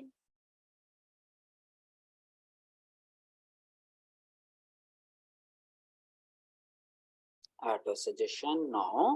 तो फिर मैं ये देखना चाहूँ कि लोग एडवांटेज ऑफ इंटरनेट को कैसे सर्च करते हैं, क्या एडवांटेज ऑफ इंटरनेट लिख के सर्च करते हैं या इसके अलावा कोई और टर्म्स भी है जो लिखकर सर्च की जा सकती हैं? यूज उबर सजेस्ट, ओके, बेनिफिट्स। ओके, अब मुझे चलें जी, एक एग्जांपल आई जी, उन्होंने कहा जी लोग बेनिफिट्स ऑफ इंटरनेट भी तो लिख के सर्च कर सकते हैं ना। यस, बेनिफिट्स ऑफ इंटरनेट लिखकर भी सर्च कर सकते हैं। अब ये कैसे पता चलेगा कि लोग बेनिफिट लिख के सर्च कर रहे हैं या एडवांटेजेस लिख के सर्च कर रहे हैं ज्यादा लोग? 100 में से हो सकता है कुछ लोग बेनिफिट लिख के सर्च कर रहे हो, कुछ प्रोज लिख के सर्च कर रहे हो, कुछ यूजेस लिख के सर्च कर रहे हो, कुछ एडवांटेजेस लिख के सर्च कर रहे हो, और सबकी इंटेंट सेम है। सॉरी, सबकी इंटेंट क्या है? सेम है। एडवांटेज ऑफ इंटरनेट का मतलब भी यही है, बेनिफिट्स ऑफ इंटरनेट का मतलब भी यही है, प्रोज ऑफ इंटरनेट का मतलब भी यही है, यूजेस ऑफ इंटरनेट का मतलब भी यही है। ये सारे 4-5 वर्ड का जो भी रिजल्ट है वो सेम ही होगा क्योंकि इंटेंट सेम है। अब मुझे कैसे पता चलेगा कि कौन सा कीवर्ड ज्यादा सर्च हो रहा है? क्या लोग बेनिफिट ऑफ इंटरनेट लिख के सर्च कर रहे हैं ज्यादा, या एडवांटेज ऑफ इंटरनेट लिख के सर्च कर रहे हैं ज्यादा, या यूजेस ऑफ इंटरनेट लिख के सर्च कर रहे हैं ज्यादा, या किस तरह सर्च कर रहे हैं? क्योंकि जो लोग ज्यादा लिख के सर्च कर रहे होंगे मैं उसी को ज्यादा एज ए कीवर्ड यूज करूंगा। नहीं जी, अभी तक किसी ने आंसर नहीं दिया, बहुत सारे लोगों ने आंसर किए हैं लेकिन सही आंसर नहीं। यस, पहला सही आंसर आ गया जी, गूगल ट्रेंड। ये भी गूगल ट्रेंड एक टूल है, वो हमें बताएगा कि लोगों का सर्च करने का ट्रेंड कैसा है, बिहेवियर कैसा है। ओके, चलें जी, मैं थोड़ा सा प्रैक्टिकल की तरफ जाते हैं। आज हम ये गूगल ट्रेंड को स्टडी कर लेंगे और आज ही खत्म कर देंगे, आज के बाद हम गूगल ट्रेंड को नहीं पढ़ेंगे। छोटा सा टूल है, आपको टूल का आइडिया भी हो जाएगा, टूल की प्रैक्टिकल भी हो जाएगी, चीजें समझ लग जाएंगे। इसके लिए हम जाएंगे trends.google.com पर। अब मैं आपको पहले थोड़ा सा टूल बताऊंगा, टूल का इंट्रोडक्शन दूंगा, उसके बाद मैं बताऊंगा कि अब आपने ट्रेंड देखना कैसे होता है। ओके जी, अब इसमें हम बहुत सारे काम किए जा सकते हैं, ठीक है, बहुत सारे काम किए जा सकते हैं। ये जैसे ट्विटर पर वो होते हैं ना, ट्विटर पर क्या होते हैं वो जो साइड बार में आ रहे होते हैं, ट्रेंड, ट्विटर ट्रेंड जैसे चलते हैं, बिल्कुल बिल्कुल इसी तरह गूगल का भी ट्रेंड होता है, ठीक है। तो अब जैसे देखें एलन मस्क के साथ टॉप ऑफ द लिस्ट है सर्च में, साउथ अफ्रीका के अंदर टॉप पर है। अब जो ईयरली सर्च है वो हम इसको ना देख सकते हैं। चले हम थोड़ा सा ना इजी करने के लिए ना कहीं से शुरू करते हैं, एडवांटेज ऑफ इंटरनेट।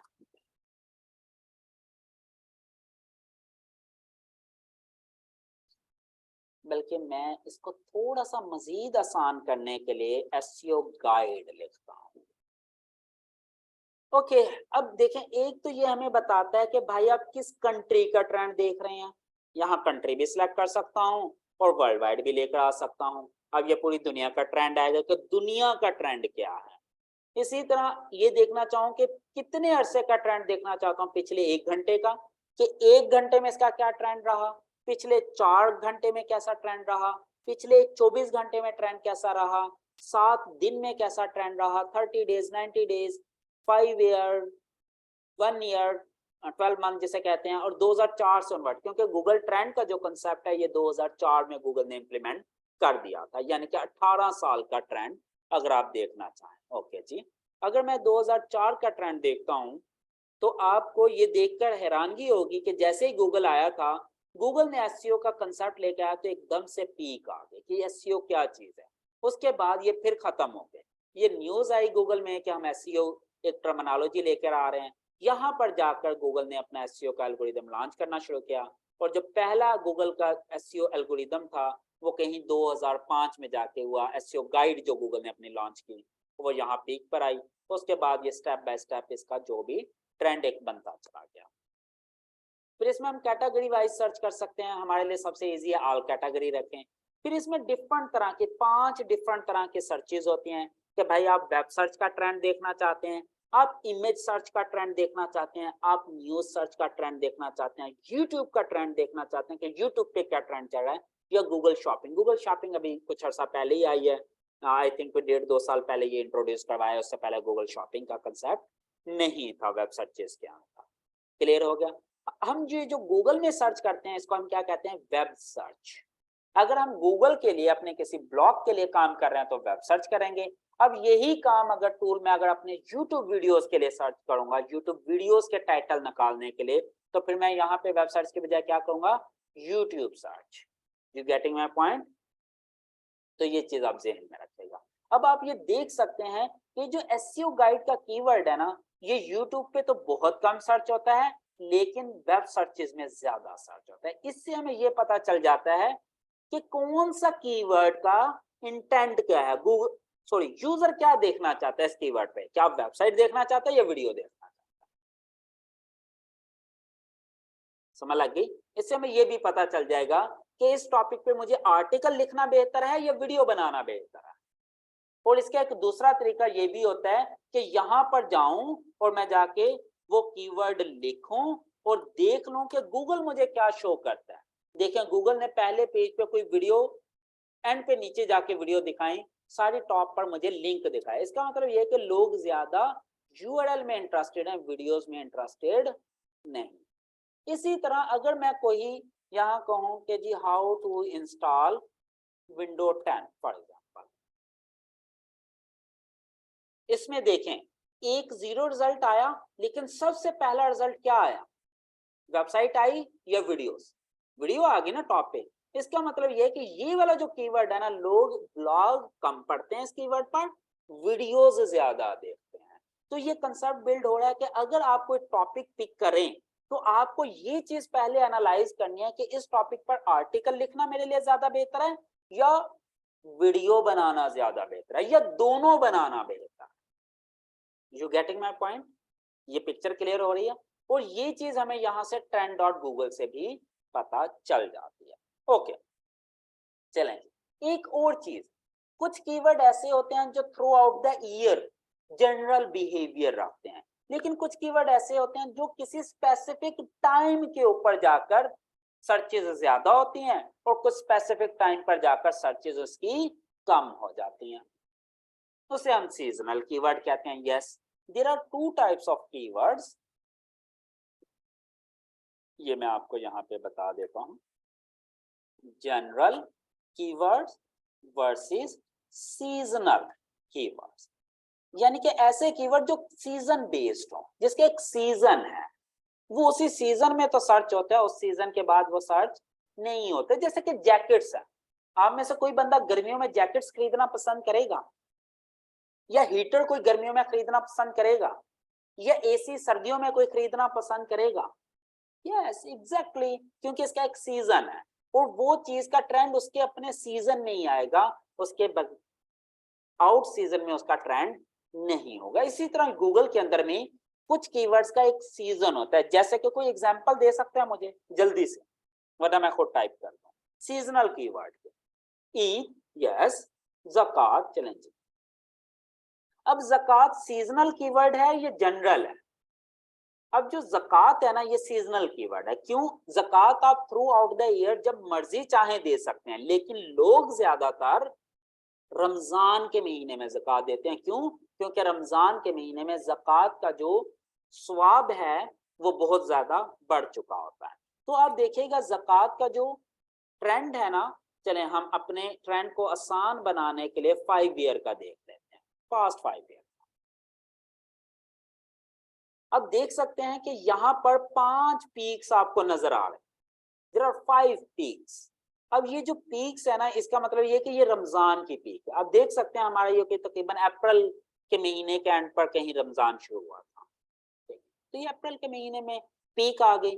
जैसे ही रमजान शुरू होता है ना, पहले हफ्ते में इसकी पीक आती है, लोग सर्चेस करना शुरू कर देते हैं रमजान ज़कात के रूल्स क्या हैं, किन लोगों को ज़कात देनी चाहिए, किन को नहीं देनी चाहिए, ज़कात किन पे वाजिब है, किन पे नहीं वाजिब, कितने माल पे वाजिब है, यानी कि मुख्तलिफ तरह के सवाल सर्च होना शुरू हो जाते हैं ज़कात से रिलेटेड गूगल के अंदर। तो उस सिनेरियो में एक पीक आ जाती है, उसको हम कहते हैं सीजन। सेम इसी तरह मेहंदी डिजाइन। अब बंदा कहे कि यार मेहंदी डिजाइन तो कभी भी हो सकते हैं ना, नहीं, जो हमारे यहाँ ईद के और शादियों के सीजन है ना, उसमें ज्यादा। अब देखें इसकी पीक जो है ना, ये नॉर्मली 2-3 पीक होती हैं साल में, छोटी ईद, बड़ी ईद, और फिर ये जो रब्बी अव्वल का महीना होता है। आप समझ सकते हैं कि क्यों रब्बी अव्वल के महीने में भी पीक आती है, छोटी ईद पे भी पीक आती है, बड़ी ईद पे भी पीक आती है। छोटी ईद पे भी मेहंदी डिजाइन ज्यादा सर्च किए जाते हैं ईद की वजह से, बड़ी ईद पे ज्यादा सर्च किए जाते हैं वो भी ईद की वजह से भी, और चूंकि बड़ी ईद के बाद हमारा शादियों का सीजन होता है पाकिस्तान के अंदर। अच्छा, ये एक और बात, सॉरी, ये वर्ल्ड वाइड है, दुनिया में मुख्तलिफ इवेंट्स होते हैं। अब मैं इसको मजीद आसान करने के लिए देखें, अभी 2 पीक्स रह जाएंगे, एक पीक छोटी होगी, 2 बड़ी पीक्स होंगे, ये देखिए नजर आ रही है। अब ये जो बड़ी ये पीक्स है ना, छोटी ईद और बड़ी ईद, ये एक छोटा सा एक सिनेरियो आता है यहाँ पे, ये देखें छोटी सी पीक आती है, ये किसके आती है, ये रब्बी अव्वल के महीने के आते हैं। ये देखें ये अभी पीक है, रब्बी अव्वल के साथ क्या, क्यों, क्योंकि रब्बी अव्वल के महीने में शादियां ज्यादा होती है। You getting my point. अब चूंकि शादियों का और ईद के मौसम में लोग इंटरनेट पर जाकर ज्यादा सर्च करते हैं मेहंदी डिजाइन। क्लियर हो गया, तो इस पे पीक ज्यादा है। अब अगर किसी बंदे ने अपनी वेबसाइट बनाई हो मेहंदी डिजाइन पे, सारा साल उसकी वेबसाइट पहले पेज पे रैंक रहे, छोटी ईद और बड़ी ईद के दिनों में आके दूसरे तीसरे पेज पे चली जाए, तो उसका कोई फायदा है? तो ये जो होती है ना, इसको हम कहते हैं इवेंट ब्लॉगिंग। ये पूरी फील्ड है इवेंट ब्लॉगिंग की, कि हमने इवेंट बेस्ड ब्लॉगिंग करनी है, यानी कि पूरा साल चाहे हमारी वेबसाइट सोई रहे, कोई ट्रैफिक ना है, हमें फर्क नहीं पड़ता, लेकिन जिस दिन हमारा इवेंट होना होता है ना, उस दिन हमारी वेबसाइट टॉप पर होनी। जैसे कि मैट्रिक का रिजल्ट है, चलें जी हम देखते हैं मैट्रिक रिजल्ट। देखिए आपको नजर आ रही है, एक पीक आ रही है, वो एक ही दिन सर्चेज होती हैं सिर्फ। अब जिस दिन मैट्रिक का रिजल्ट आता है, कहीं ऐसा होता है कि उसके 4 दिन के बाद भी लोग सर्च कर रहे हो, या 4 दिन पहले कर रहे हो, जिस दिन रिजल्ट आता है ना, उस दिन सबसे ज्यादा पीक होती है मैट्रिक रिजल्ट की। अच्छा, ये मल्टीपल पीक क्यों है, इसका कोई जवाब दे सकता है? भाई मैट्रिक का रिजल्ट तो एक दिन आना होता है ना। अब देखें यहाँ भी पीक है, यहाँ भी थोड़ी सी पीक आ रही है, यहाँ भी बड़ी पीक आ रही है, यहाँ फिर छोटी छोटी पीक्स आ रही है, ऐसा क्यों, वाई? जल्दी बताएं इसका answer. Supplementary, okay, anyone else? Repeat, anyone else? Supplementary की पीक बाद में आनी चाहिए, जबकि यहाँ पहले आ रही है, ऐसा नहीं हो सकता ना। तो इसका ये मतलब सप्लीमेंट्री कहीं नहीं है पीक। उसके बाद कुछ लोग सर्च करते हैं, ओके, पहले से स्टार्ट कर देते हैं, नहीं एक ही टाइम पे एकदम से इतनी पीक है, और फिर यहाँ देखें छोटी छोटी पीक्स आ रही हैं। लोग सर्च करने से पहले स्टार्ट नहीं, matric result date, uploading date, result card लेने के लिए, नहीं नहीं नहीं नहीं, अभी तक दिमाग की बत्तियां नहीं जली। जल्दी से सोचें, कंट्री, एग्जाम के बाद लोग सर्च करते हैं date, different province, exactly different provinces. अब हो सकता है पंजाब में रिजल्ट अलग किसी दिन आ रहा हो, केपी की डेट कोई और हो, बलोचिस्तान की डेट कोई और हो। अब ये तो हमने सेलेक्ट किया हुआ है कंट्री, तो ये चीज है। अब मुल्तान का रिजल्ट एक ही दिन आना है, तो मुल्तान की सिंगल पीक होगी, बड़ी शॉर्ट पीक होगी। अब अगर मैंने पंजाब के मैट्रिक के रिजल्ट की एक वेबसाइट बनाई हुई है मैट्रिक का रिजल्ट दिखाने के लिए, और जिस दिन मुल्तान का रिजल्ट आ रहा है उस दिन मुझे पता है मेरी वेबसाइट पे सबसे ज्यादा ट्रैफिक होगी, तो मेरे लिए वो एक दिन ज्यादा इंपॉर्टेंट है। यू कांट इवन इमेजिन, मेरे बहुत सारे दोस्त ऐसे हैं जो इवेंट ब्लॉगिंग करते हैं और वो एक एक दिन में 10-10, 15-15 हजार डॉलर भी कमा रहे होते हैं। पूरा साल कोई अर्निंग नहीं है, जिस दिन इवेंट है एक ही दिन में $10,000, $8,000, $5,000, $12,000, क्योंकि वो एक दिन उनकी ईद होती है बस। जैसे वो हम कहते हैं ना ईद का सीजन कमाना है जी, ये सीजन कमाना है, वो भी वो सीजन कमाते हैं। आज मैट्रिक के रिजल्ट की उन्होंने तैयारी करना, वो 3 महीने पहले शुरू हो जाते हैं रिजल्ट की तैयारी करना। फिर उससे पता है कि अच्छा अब एफएससी का रिजल्ट आने वाला है, अच्छा फलां बोर्ड का रिजल्ट आने वाला है, फलां बोर्ड का, उन्होंने रिजल्ट के ऊपर ही पूरी वेबसाइट बनाई होती है और साल में कोई 10-12-15 इवेंट आता है। हर महीने 2 महीने में एक आधा इवेंट आया रहता है और वो बस वो उसी एक इवेंट एक दिन की वो प्रिपरेशन करते हैं। वो एक दिन तक आके वो बैठते हैं, खुद भी बैठते हैं, अपनी टीम भी बैठते हैं, हर वक्त लाइव रहते हैं, सर्वर वेबसाइट हर चीज मॉनिटर कर रहे होते हैं, उस दिन उन्हें कोई प्रॉब्लम ना आए बस। मेरी बात फॉलो कर रहे हैं? ये सिंपल, इसे हम कहते हैं इवेंट ब्लॉगिंग। अब अगर हमने ये देखना हो कि किस कीवर्ड की सर्चेज कब कब होती हैं, कब ज्यादा होती हैं, कम कम होती हैं, तो उसके लिए भी हमारा ये गूगल ट्रेंड का टूल काफी हेल्पफुल होता है। समझ लग गई है ये चीज? नहीं जी, ये शॉर्ट टर्म में नहीं होता, ये भी लॉन्ग टर्म होती है। शॉर्ट टर्म वो होगा जो रिपीटेड इवेंट ना हो, न्यूज इवेंट उसे कह सकते हैं। चलें जी, एक अच्छी उन्होंने बात कर ली, चलें एक और मैं आपको बता दूं, ये वैसे मैं बताना नहीं चाहता था अभी। न्यूज इवेंट, देखिए एक होता है इवेंट, एक होता है न्यूज, दो अलग अलग चीजें, न्यूज वर्सेस इवेंट। इवेंट हम कहते हैं एक ऐसी चीज जो रिपीट करती हो after some specific time. Eid repeat करती है, ज़कात रिपीट करती है, मेहंदी रिपीट करती है, इलेक्शन रिपीट करता है। You getting my point? तो उसका जो है ना पीक इस तरह आएगी, हर कुछ टाइम के बाद पीक आएगी।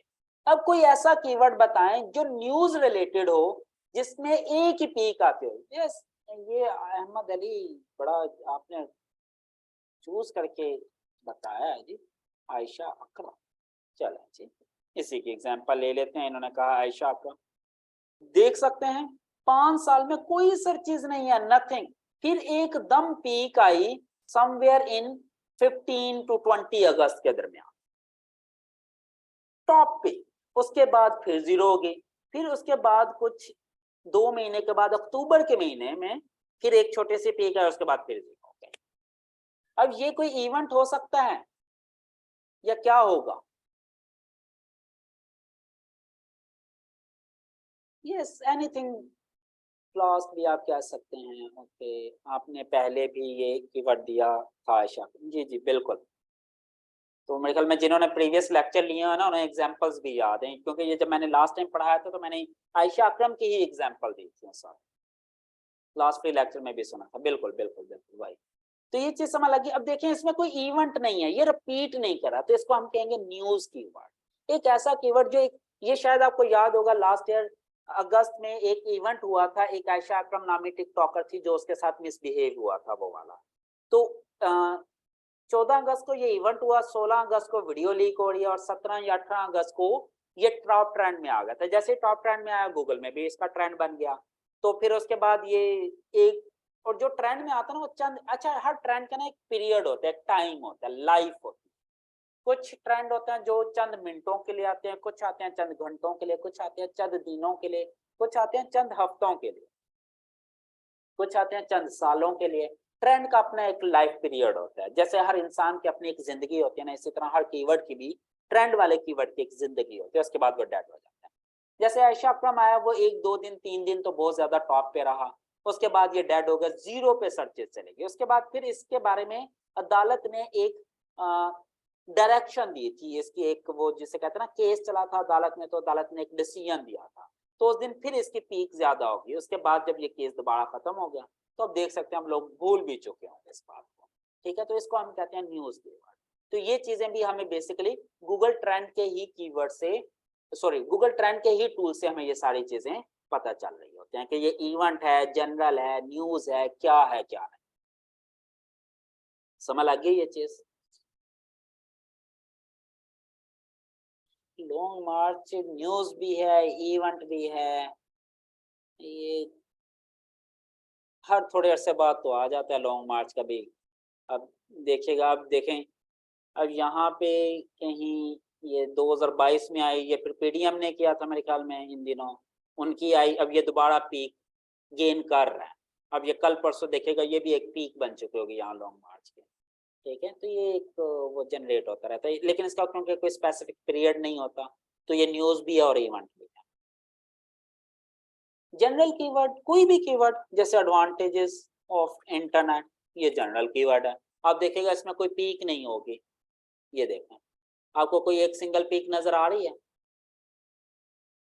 There is no single peak, तो ये जनरल कीवर्ड है। ठीक है, इसको अगर मैं मजीद सिंपल करना चाहूँ तो मैं 5 साल के बजाय 1 साल का ट्रेंड दिखा देता हूँ आपको, थोड़ा सा आसान हो जाएगा समझने में। ये देखना, इसमें कोई पीक नहीं, ठीक है, कोई स्पेसिफिक टाइम पे पीक नहीं आ रहे, तो ये जनरल कीवर्ड है। ये चीज भी क्लियर हो गई, इसमें कोई कंफ्यूजन तो नहीं आपको? ओके, मेरे ख्याल में इतना ही काफी है कीवर्ड के हवाले से। हम थोड़ा सा मजीद स्टडी करते हैं टूल को, ताकि बाकी और मजे के इसके जो फीचर्स हैं उसको भी हम एक्सप्लोर कर लें। बाकी आप इसके साथ खुद खेल सकते हैं। कीवर्ड दिया उसने, हमें इसका ट्रेंड दे दिया, ट्रेंड हम country wise, time wise, search wise हम देख सकते हैं। उसके बाद एक और मजे की चीज, अब ये देखना हो कि एडवांटेजेस ऑफ इंटरनेट पाकिस्तान के अंदर, क्योंकि मैंने पाकिस्तान चूज किया ना, सबसे ज्यादा किन एरियाज में सर्च किया जाता है। ओके जी, KPK is at the top, Sindh is at number 2, Islamabad is at number 3, Punjab is at number 4। ये हमें ये भी बता रहा होता है कौन से सब रीजन है जिनमें इसके सर्चेस ज्यादा हैं। अगर मैं इसका सिटी देखना चाहूँ तो सब रीजन के बजाय यहाँ सिटी भी सिलेक्ट कर सकता हूँ, तो मुझे ये भी पता चल जाएगा इस कीवर्ड के सबसे ज्यादा सर्चेस कराची में है, फिर इस्लामाबाद, फिर रावलपिंडी, फिर लाहौर। ये भी पता चल रही होती है, पूरे का पूरा एक ट्रेंड बन रहा होता है।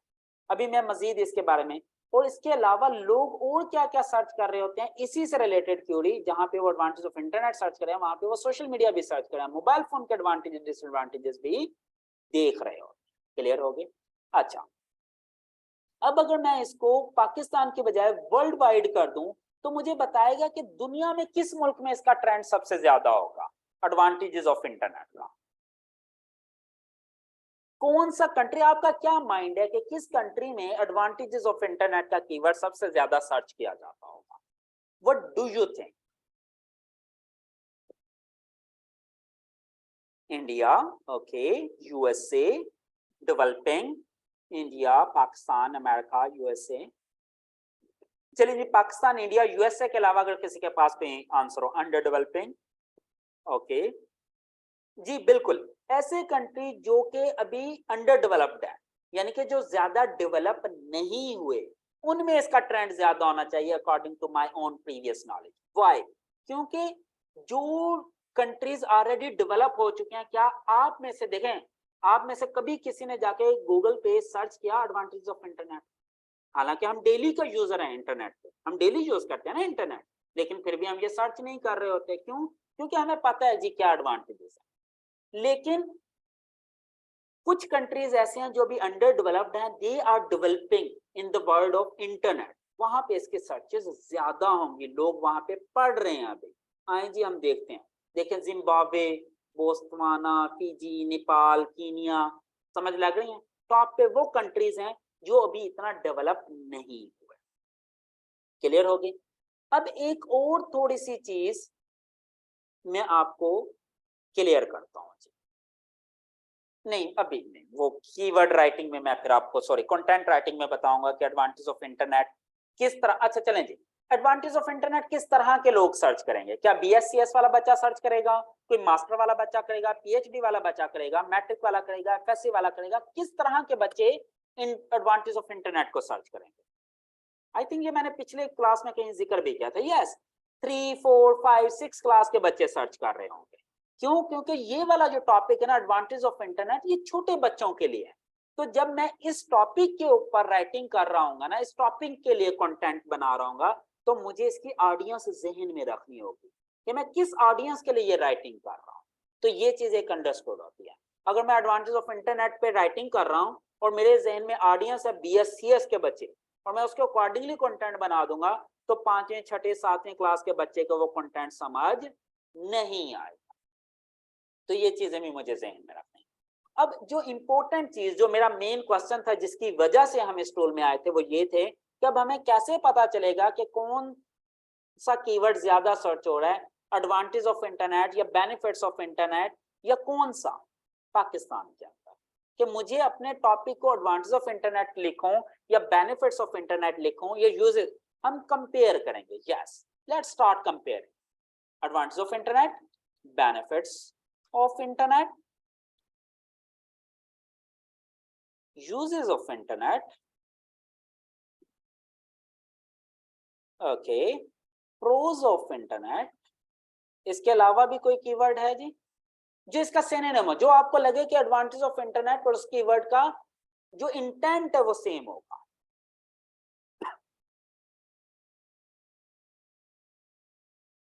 ठीक हो गया।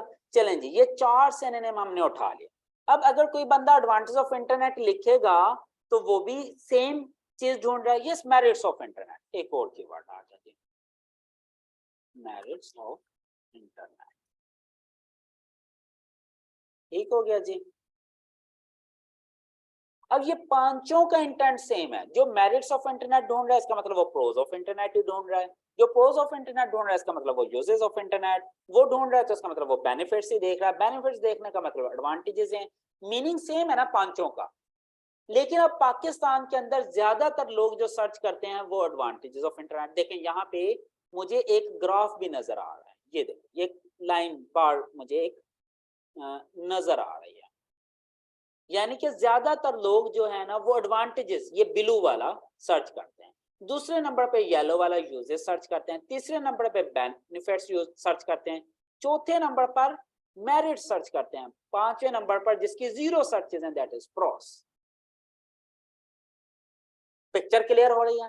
अब अगर मुझे अपना टाइटल बनाना है, कंटेंट बनाना है, टॉपिक बनाना है, तो मुझे एडवांटेजेस ऑफ इंटरनेट लिखना चाहिए, बेनिफिट्स ऑफ इंटरनेट लिखना चाहिए, यूजेस ऑफ इंटरनेट लिखना चाहिए, प्रॉस ऑफ इंटरनेट लिखना चाहिए, या मेरिट्स ऑफ इंटरनेट लिखना चाहिए? यस, मुझे एडवांटेजेस ऑफ इंटरनेट लिखना चाहिए क्योंकि लोग एडवांटेजेस के साथ ज्यादा familiar. But I am talking this about Pakistan only, ये जहन में रखना। I'm not talking about the other world।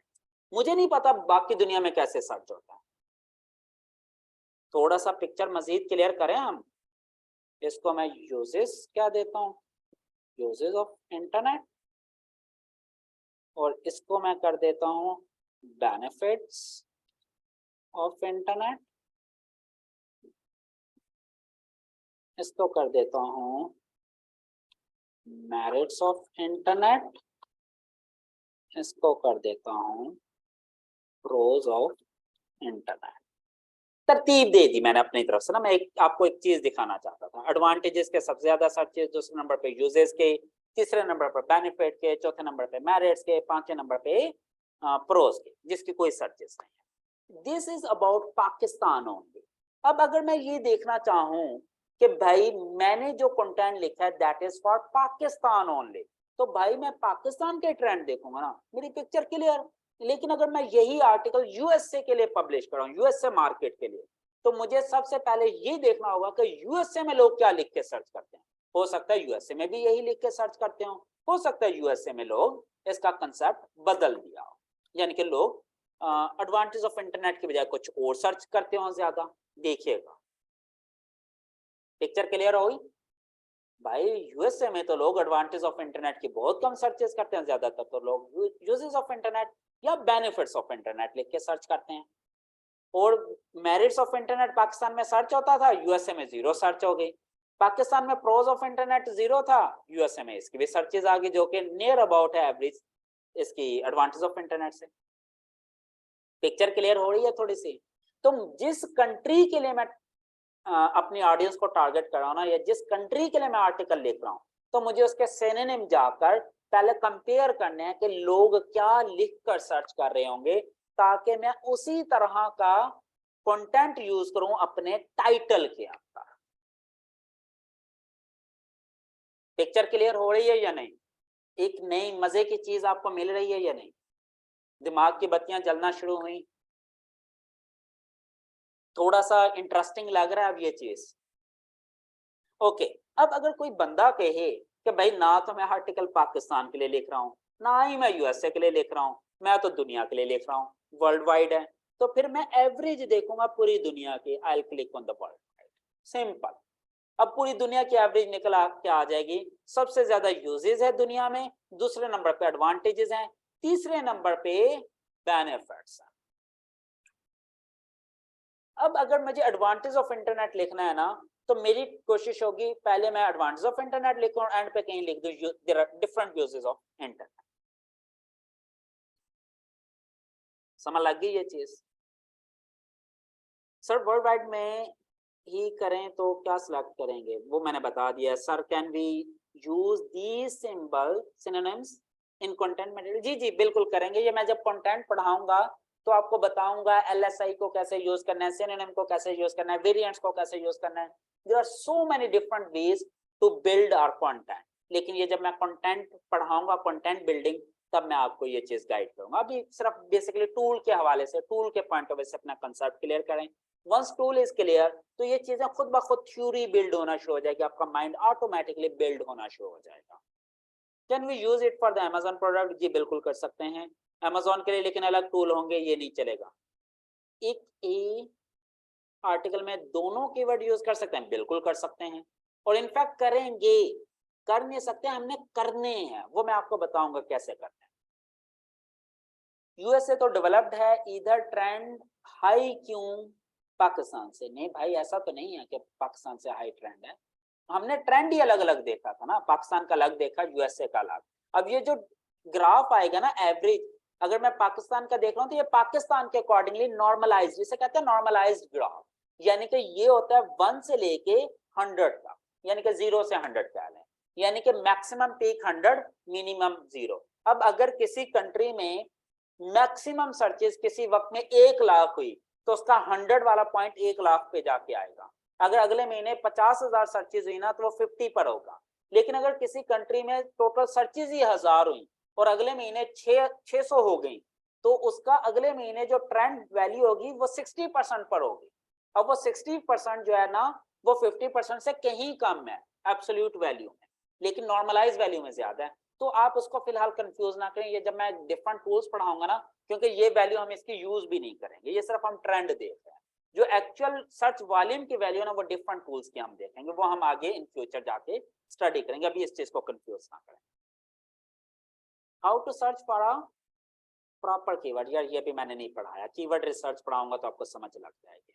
Okay, ये चीज क्लियर होगी। अब मुझे ये पता चल गया कि एक ही कीवर्ड दुनिया कैसे कैसे सर्च कर रही है, और कौन सा कीवर्ड सेम इंटेंट के मुख्तलिफ कीवर्ड्स को कितने लोग कैसे सर्च करते हैं, वो भी मैं कंपेयर से कर सकता हूँ। कंट्री वाइज देख सकता हूँ, कितने अरसे का मुझे ट्रेंड देखना है, कैटेगरी वाइज देखना है। यूट्यूब का, अगर मैं यूट्यूब पे वीडियोस का काम कर रहा हूँ, तो यूट्यूब के लिए इन्होंने पूरे का पूरा एक अलग सर्च सिस्टम दिया हुआ यूट्यूब सर्च के नाम से, उसका ट्रेंड मैं निकाल सकता हूँ।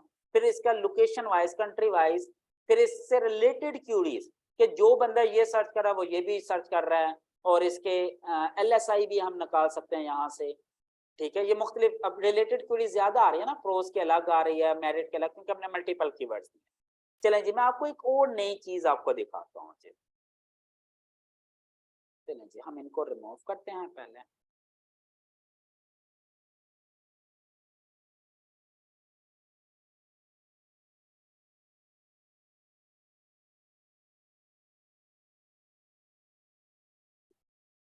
देखते हैं जी कौन से कीवर्ड की कैसे क्यूरीज होती हैं। If I talk about Amazon dropship, जिसमें पाकिस्तान ने अखीर कर, वर्ल्ड वाइड ट्रेंड देखते हैं, and here comes Pakistan as the top of the list in the world.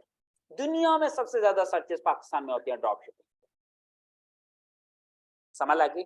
जिसमें पाकिस्तान बहुत जल्दी बैन होने वाला, अल्लाह ना करे, लेकिन जो काम हमारे हैं वो बैन होने वाले हैं। What is LSI? आप छोड़ दें, एलएसआई का मैंने पूरा एक टॉपिक पढ़ाना है, तो आपको क्लियर हो जाएगी। ठीक है, फिलहाल आप ना कंफ्यूज करें, एलएसआई मैं पढ़ाऊंगा। ठीक है, इसी तरह फ्रीलांसिंग, फ्रीलांसिंग में पाकिस्तान रेवेन्यू जनरेटिंग में दुनिया में तीसरे एंड चौथे नंबर पर है, और सर्चेज में Pakistan at number 1, Bangladesh at number 2 freelancing की दुनिया के अंदर। समझ लग रही है? क्योंकि ये वो कंट्री है जो डेवलपिंग कंट्रीज हैं, जो फ्रीलांसिंग की दुनिया में ये अंडर डेवलप्ड कंट्रीज भी नहीं होते और डेवलप्ड कंट्रीज भी नहीं होते। वैसे जो रेवेन्यू जनरेटिंग में India is at number 1, USA is at number 2 और फिलिपाइन इज एट नंबर 2। ये दोनों कंफ्लिक्टिंग थे, ये लास्ट ईयर की वो मैं बता रहा हूँ, और पाकिस्तान वाज एट नंबर 3, ठीक है, और वो लास्ट ईयर ही नंबर 3 हुआ है, वैसे उससे पहले नंबर 4 था पाकिस्तान, ठीक है, रेवेन्यू के अंदर। और आपको एक मजे की बात बताऊं, पूरे साल में सऊदी अरब जितना तेल निकाल कर बेचता है ना दुनिया को, जितना तेल निकाल के बेचता है पूरी दुनिया में, तकरीबन उसका 1.6%, यानी कि 1.6 गुना, यानी कि 160% रेवेन्यू इंडिया सिर्फ अपने फ्रीलांसर आईटी सर्विसेज देकर कमा रहा है। रफली अंदाजा तकरीबन 600 to 700 billion dollar last year का रेवेन्यू था इंडिया का, 600 to 700 बिलियन डॉलर का, जबकि सऊदी अरब टोटल मेरे ख्याल में कोई 400 बिलियन डॉलर का तेल एक्सपोर्ट करता है पूरे साल, और पाकिस्तान का जो रेवेन्यू था वो तकरीबन 2.5 बिलियन डॉलर था, 2 से 3 बिलियन डॉलर के दरमियान, ठीक है। पाकिस्तान में टैलेंट बहुत है, लेकिन चूंकि सपोर्ट नहीं है गवर्नमेंट लेवल पर इतनी ज्यादा, इंटरनेट का आपके सामने प्रॉब्लम्स देख लें कितने हैं, पेमेंट गेटवेज के कितने मसले हैं, और भी बहुत सारे प्रॉब्लम हैं। तो लेकिन उसके बावजूद पाकिस्तानी यूथ ने बहुत एफर्ट की, बहुत मेहनत की, और वो तीसरे नंबर पर दुनिया में आ गया। This is a huge thing, तीसरे या चौथे नंबर पर फ्लक्चुएट कर रहा है, ठीक है। तो ये भी एक बड़ी ह्यूज यानी कि समझने की अचीवमेंट है पाकिस्तानी यूथ, ठीक है। लेकिन इंडिया कुछ ज्यादा आ गया, उसके रीजन ये है कि इंडिया में एक ट्रेंड है आईटी का ना, आईटी इंडस्ट्रीज इंडिया के अंदर बहुत ज्यादा बैठ गई है, लेकिन पाकिस्तान ने भी काफी प्रोग्रेस की है इस पॉइंट ऑफ व्यू से। तो ये चीज आपको पता चल गई, इससे हमें ये पता चलता है कि कौन से कंट्रीज में किस चीज की ज्यादा सर्चेस है। क्लियर होगी ये चीज जी? यहाँ तक कोई कंफ्यूजन, कोई प्रॉब्लम, कोई इशू है तो आप मुझसे पूछ सकते हैं। तो बेसिकली आपको गूगल ट्रेंड का पता चल गया, टूल का पता चल गया। अब आपको पता चल गया कि टूल के हमें फायदे कितने हैं। बहुत सारी चीजें ऐसी हैं जो हमें कभी पता ही ना चल सकती, वो इंफॉर्मेशन हम फैच कर ही ना सकते, लेकिन इन टूल्स की मदद से हमारी जिंदगी आसान होगी। हमें पता चल गया फ्रीलांसिंग कब कहाँ कैसे सर्च होती है। अब यही अगर मैं देखना चाहूँ सिटी वाइज, तो मैं सिटी में सर्च करूँ तो पता चलेगा दुनिया में सबसे ज्यादा जो फ्रीलांसिंग है ये लें जी, झंग, बहावलपुर, गिलगित, अटक, ये सारे डेवलपिंग छोटे सिटीज हैं जो बहुत ज्यादा डेवलप्ड नहीं, ठीक है। ये छोटे सिटीज के लोग हैं जो ज्यादा फ्रीलांसिंग की दुनिया में इन, ठीक है। मजे की बात है, क्लियर होगी ये चीज?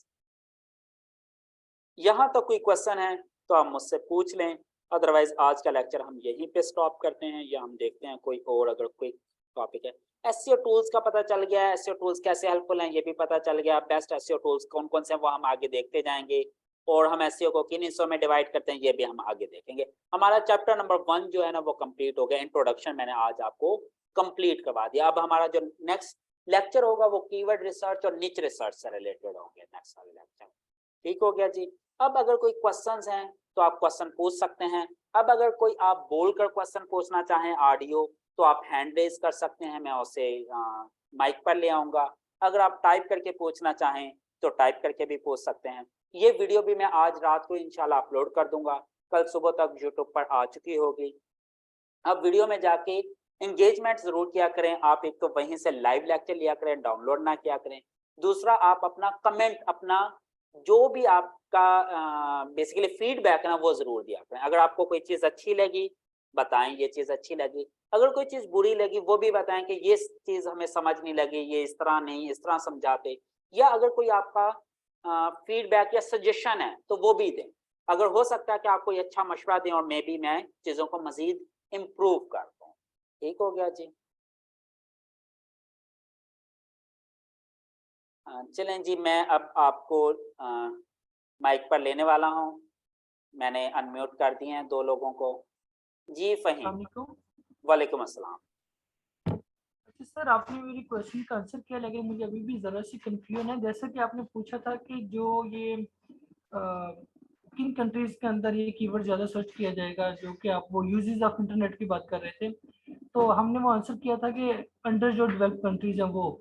जैसा कि आपने कंट्री वाइज एक सर्च किया। सॉरी मैं आपको क्लियर करता हूँ, ये मेरा आइडिया है, इसका मतलब ये नहीं है कि ये यूएसए में सर्च ही नहीं हो सकता, यूएसए में भी सर्च होता होगा। मेरा अपना एनालिसिस है कि ये इस तरह का कीवर्ड है जो अंडर डेवलप्ड में ज्यादा सर्च होना चाहिए, लेकिन इसका मतलब ये नहीं कि ये कोई हार्ड एंड फास्ट रूल है, ये एक आइडिया था मेरा, ठीक है, जिसमें हमने देखा भी कि जो टॉप पे कंट्रीज आ रहे थे वो ज्यादातर वही थे जो अंडर डेवलप्ड थे, लेकिन हो सकता है यूएसए का कोई सिटी हो वो वैसे दुनिया में टॉप पे खड़ा हो इंटरनेट एडवांटेजेस के पॉइंट ऑफ व्यू से, हो सकता है वहां बच्चे ना सर्च कर रहे हो, वह इंटरनेट एडवांटेजेस के ऊपर एक अलग तरह की रिसर्च चल रही हो, मोस्ट प्रॉब्ली पॉसिबल है, ठीक है। तो ये कोई रूल नहीं होता, ये जस्ट आइडिया था, मेरा अपना एनालिसिस था बस। ये जो आपने पॉइंट बताया ना कि वो रिसर्च चल रही हो, यहाँ से सब क्लियर हो गया, कुछ भी हो सकता है। Thank you sir. ठीक है, ओके। जी, और कोई अगर आना चाहता है तो मैंने अनम्यूट कर दिए हैं। जी मोहम्मद जुनैद। अच्छा जी सॉरी, एक अनाउंसमेंट है, क्वेश्चन सिर्फ वो पूछिएगा जो आज के लेक्चर से रिलेटेड हो, कोई एडवांस क्वेश्चन ना पूछिएगा क्योंकि मैंने उसका आंसर नहीं करना आपको। जी सॉरी, आप पूछें जुनैद। हाँ।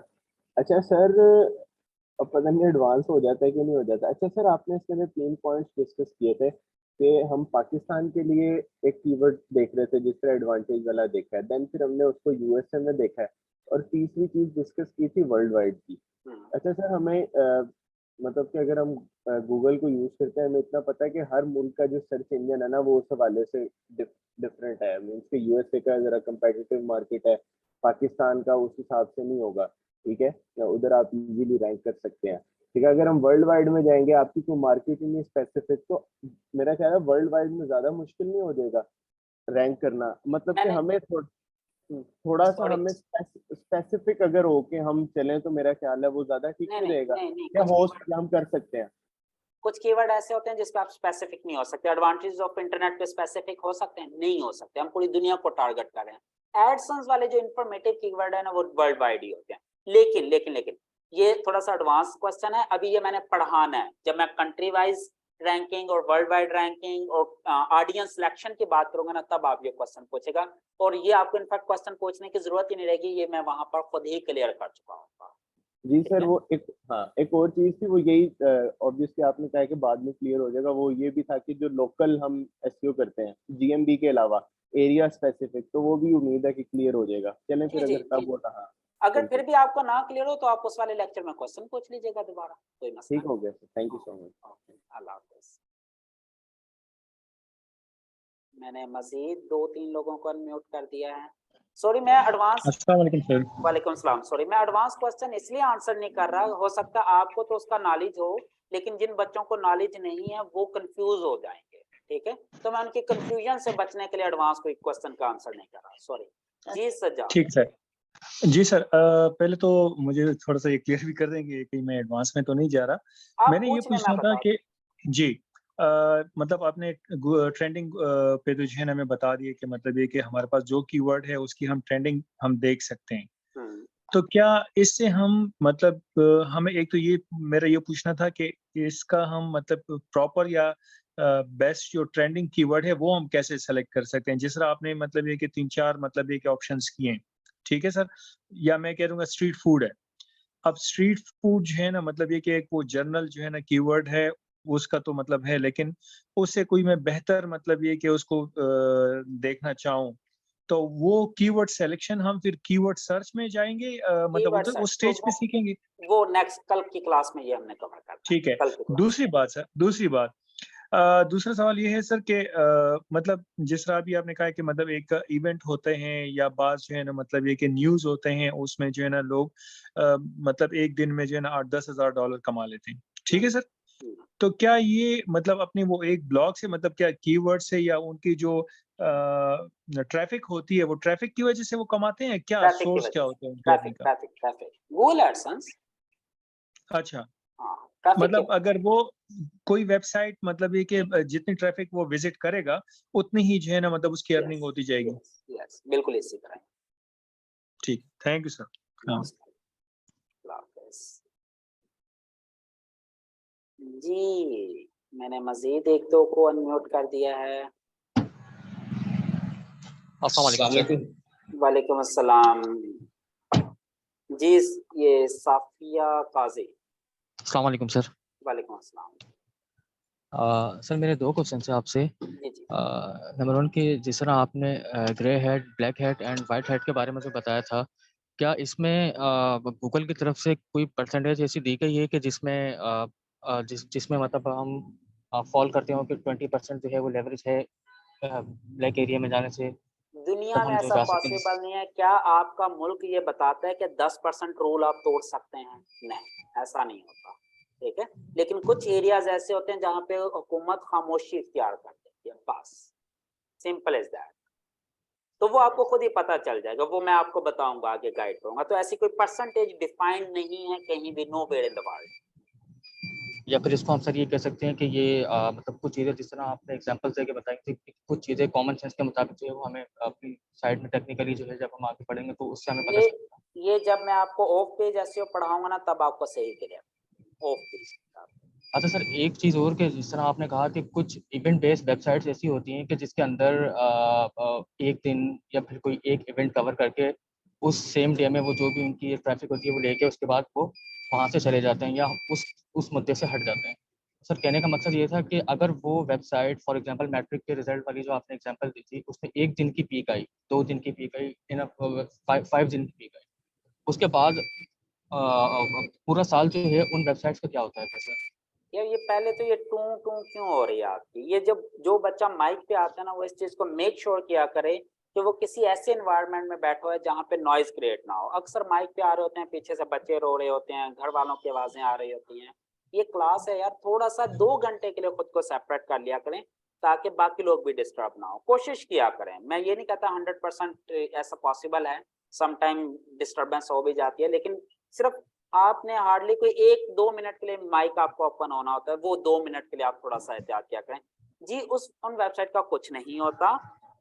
जो उनका पीक टाइम है वो रैंक होती हैं, जो उनका पीक टाइम नहीं होता उसमें भी वो रैंक होती हैं, लेकिन बस उसमें लोग सर्च नहीं कर रहे हो। रैंक तब भी होती है, अगर आप सर्च करेंगे तब भी वो गूगल में नजर आएगी, लेकिन चूंकि लोग सर्च नहीं कर रहे होंगे, जैसे अब मैट्रिक का रिजल्ट नहीं है ना, तो कोई भी बच्चा जाके मैट्रिक का रिजल्ट नहीं सर्च करेगा, दैट्स इट। लेकिन वेबसाइट वो वही है, गूगल में भी है, लाइव है, मैट्रिक का रिजल्ट भी पड़ा हुआ है, पिछले सालों के रिजल्ट भी वहां पे पड़े हुए हैं, जो देखना चाहें वो देख भी सकते हैं। लेकिन चूंकि सर्च वॉल्यूम कम हो जाता है, लोगों का ट्रेंड कम हो जाता है, तो इसलिए लोग उसे यूज नहीं कर रहे होते हैं। अदरवाइज वो तो नॉर्मल वेबसाइट और वेबसाइट की तरह वो अवेलेबल रहती है वहां पर। क्लियर होगी ये चीज? जी sir, thank you very much. Most welcome. Next मैंने 2 माइक। जी सदीक। अस्सलाम वालेकुम सर। वालेकुम अस्सलाम। जी सर, प्रीवियस ईयर का एक डाउट था सर मेरा। जी जी पूछो। जो आपने जीरो रैंकिंग के लिए बताया था, जीरो रैंकिंग, जी जी। सर क्या हर क्वेरी की जीरो रैंकिंग होती है? नहीं, हर क्वेरी की नहीं। अच्छा, तो कैसे सर, मतलब किन क्वेरीज की जीरो रैंकिंग होती है, किन क्वेरीज की नहीं होती है सर? अच्छा, ये कोई पैट आंसर नहीं है इसका, क्योंकि ये चीज गूगल ने नहीं कहीं भी डिफाइन की कि मैं किसको किसकी एक्स्ट्रा इंफॉर्मेशन दूंगा और किसकी नहीं। सिंपल इज दैट हमारे एनालिसिस के तहत ऐसे कीवर्ड जिनकी एक to the point exact information किसी ब्रांड या हाई अथॉरिटी वेबसाइट पर अवेलेबल हो, उस कीवर्ड को जीरो रैंकिंग मिलेगी। और जहां पे डाटा बहुत ज्यादा डाइवर्सिफाइड पड़ा हुआ है, एग्जैक्ट गूगल को नहीं समझ लग रहा, गूगल डिसाइड नहीं कर पा रहा, वो जीरो रैंकिंग नहीं असाइन करता। Okay sir, okay. और समटाइम और एक क्वेश्चन था सर। कीवर्ड की जीरो रैंकिंग होती है, समटाइम उसी कीवर्ड की जीरो रैंकिंग खत्म भी हो जाती है, ये भी होता है। जी sorry, next question. Yes sir. जी सर, क्या जीरो रैंकिंग की भी जो है वेबसाइट चेंजेस होती रहती है क्या? नहीं समझ लगी, जीरो रैंकिंग की वेबसाइट मतलब सर, आज किसी का वेबसाइट रैंक कर गया जीरो पे, मतलब नेक्स्ट डे किसी और का रैंक हो सकता है क्या? हाँ बिल्कुल, जी हो सकता है जी जी बिल्कुल हो सकता है। अगर आपका कंपटीटर आपसे ज्यादा मेहनत करके आपसे ज्यादा एक्यूरेट और एग्जैक्ट डाटा ले आता है तो गूगल उसको 0 रैंकिंग दे देगा, पॉसिबल है। ओके राइट क्लियर हो गया जी सर। ब्लैक हैट और हम लोग जो है व्हाइट हैट की टेक्निक्स, जी जी सर। जी। नेक्स्ट क्वेश्चन ये था सर, जैसे कि हम लोग ग्रे हैट टेक्निक्स पे यूज करते हैं राइट, तो गूगल नो दैट कि हम ब्लैक हैट की टेक्निक्स भी यूज कर रहे हैं, तो जब नेक्स्ट अपडेट आएगा तो गूगल विल अपडेट दैट के इसको मैं पकड़ लूंगा, तो ऐसे अपडेट्स क्यों नहीं है सर? मतलब ऐसे अपडेट्स भी तो आ सकते हैं ना। आ नहीं सकते, आते हैं। ये मैं डिटेल में पढ़ाऊंगा, जो जो टॉपिक पढ़ाऊंगा ना उसमें मैं आपको बताता रहूंगा कि ये काम करेंगे तो व्हाइट हैट है, ये काम करेंगे तो ग्रे शेड में चले गए, ये काम करेंगे तो ब्लैक हैट में चले गए। हमने सिर्फ ये राइट समझना है कि कोई 100 में से 5% एरिया ग्रे हैट में लेके जाना है, बाकी ज्यादातर चीजें हमने गूगल को ही फॉलो करनी है। बेस वही है, जितने मर्जी एल्गोरिदम गूगल के आ जाए बेस वही है। जिस दिन गूगल आया था उस दिन भी गूगल का यही था कि ओरिजिनल काम करना है, ओरिजिनल कंटेंट बनाना है, कॉपी पेस्ट नहीं करना, सर्च इंजन के लिए नहीं लिखना, यूजर के लिए लिखना है, यूजर को फैसिलिटेट करना है, सर्च इंजन को फैसिलिटेट नहीं करना। आज भी गूगल वहीं खड़ा है, लेकिन चूंकि लोगों ने उसके रूल्स को वायलेट किया तो गूगल उन वायलेशन को रिमूव करने के लिए अपने एल्गोरिदम लॉन्च करता है, बस। ठीक है, रूल वही है जो डे वन था, आज भी वही। 200, यस सर यस। जो 200 फैक्टर्स है सर रैंकिंग के लिए राइट, 200 फैक्टर्स पूरे गूगल ने बता दिया दुनिया को या कुछ हिडन है सर? बहुत सारे हिडन है, गूगल ने तो चंद एक बताए हैं, बाकी तो लोगों ने खुद अपने एनालिसिस कर करके ढूंढे हुए हैं, अपने एनालिसिस से कि ये काम करते हैं तो फायदा होता है, ये काम करते हैं तो नहीं होता। अगर गूगल ने जिस दिन अपना डाटा लीक कर दिया ना, एल्गोरिदम लीक कर दिया कि मैं कैसे रैंकिंग करता हूँ, फिर तो गूगल की ब्यूटी खत्म हो जाएगी। गूगल की ब्यूटी तो यही है, उसने ये अपना डाटा हिडन रखा हुआ। ठीक हो गया जी। Thank you so much sir. जी थैंक यू सर। जी, अगर किसी का कोई क्वेश्चन है तो वो पूछ लें, अदरवाइज फिर। अस्सलाम वालेकुम सर। वालेकुम अस्सलाम। अच्छा सर, ये जो ट्रेंड्स का ग्राफ शो हो रहा था, तो इसमें आगे कुछ डॉट्स ट्रेंड की लकीर के नीचे कुछ डॉट्स नीचे आ रहे थे या किसी में कुछ डॉट्स ऊपर आ जा रहे थे ना, तो क्या ये फीचर प्रेडिक्शन होती है? ये प्रेडिक्शन होती है, ये एक्यूरेट नहीं होती है, प्रीवियस डाटा के अकॉर्डिंगली प्रेडिक्शन होती है कि हो सकता है फ्यूचर में इसका ट्रेंड बढ़ जाए या कम हो जाए। ये प्रेडिक्शन गूगल करती है, यानी कि ये कंसीडरेबल हो सकती है या इसको कंसीडर नहीं करना चाहिए? यार इससे फर्क नहीं पड़ता, अगर आप कंसीडर करें भी या ना करें, क्या फर्क पड़ता है? आपको पिछला इतना डाटा मिल जाता है, आप उससे पिक्चर क्लियर हो जाती है ना। और दूसरा सर, आपने जो ब्लैक हैट और वाइट हैट, ऐसे में आपने ये बोला कि गूगल पसंद नहीं करता कि बैकलिंक्स लगाए जाएं अननेचुरल या खरीद के लगाए जाएं, जबकि गूगल पे ही पूरी पूरी वेबसाइट्स बनी हुई है जो कि बैकलिंक्स फरोख्त करते हैं, गेस्ट पोस्टिंग पूरा बिजनेस है, तो वो उसको क्यों स्ट्राइक करता? जिस दिन मैं आपको लिंक बिल्डिंग पढ़ाऊंगा ना, लिंक बिल्डिंग पढ़ाऊंगा, उस दिन ये क्वेश्चन पूछेगा, क्योंकि इस क्वेश्चन पूछने से पहले इसका आंसर आपको मिल चुका होगा। अभी तो मैंने जस्ट एक वर्ड बोला है, इसके ऊपर तो मैंने कम अज कम if I am not wrong 10-12 घंटे की वीडियो आपको पढ़ाने, 10-12 घंटे बोलना है, तो ये बड़ा लेंथी टॉपिक है। ठीक है, तो ये सारी चीजें आपको क्लियर हो जाएंगे। Thank you sir. ठीक हो गया, ओके, ठीक हो गया जी। आई थिंक तमाम क्वेश्चंस के आंसर हो गए। हम रिकॉर्डिंग ऑफ करते हैं। थैंक यू सो मच, और कल के लिए आप तैयार रहें, हम नेक्स्ट चैप्टर शुरू कर देंगे इंशाल्लाह। अपना ढेर सारा ख्याल रखिएगा। थैंक यू सो मच, अल्लाह हाफिज़।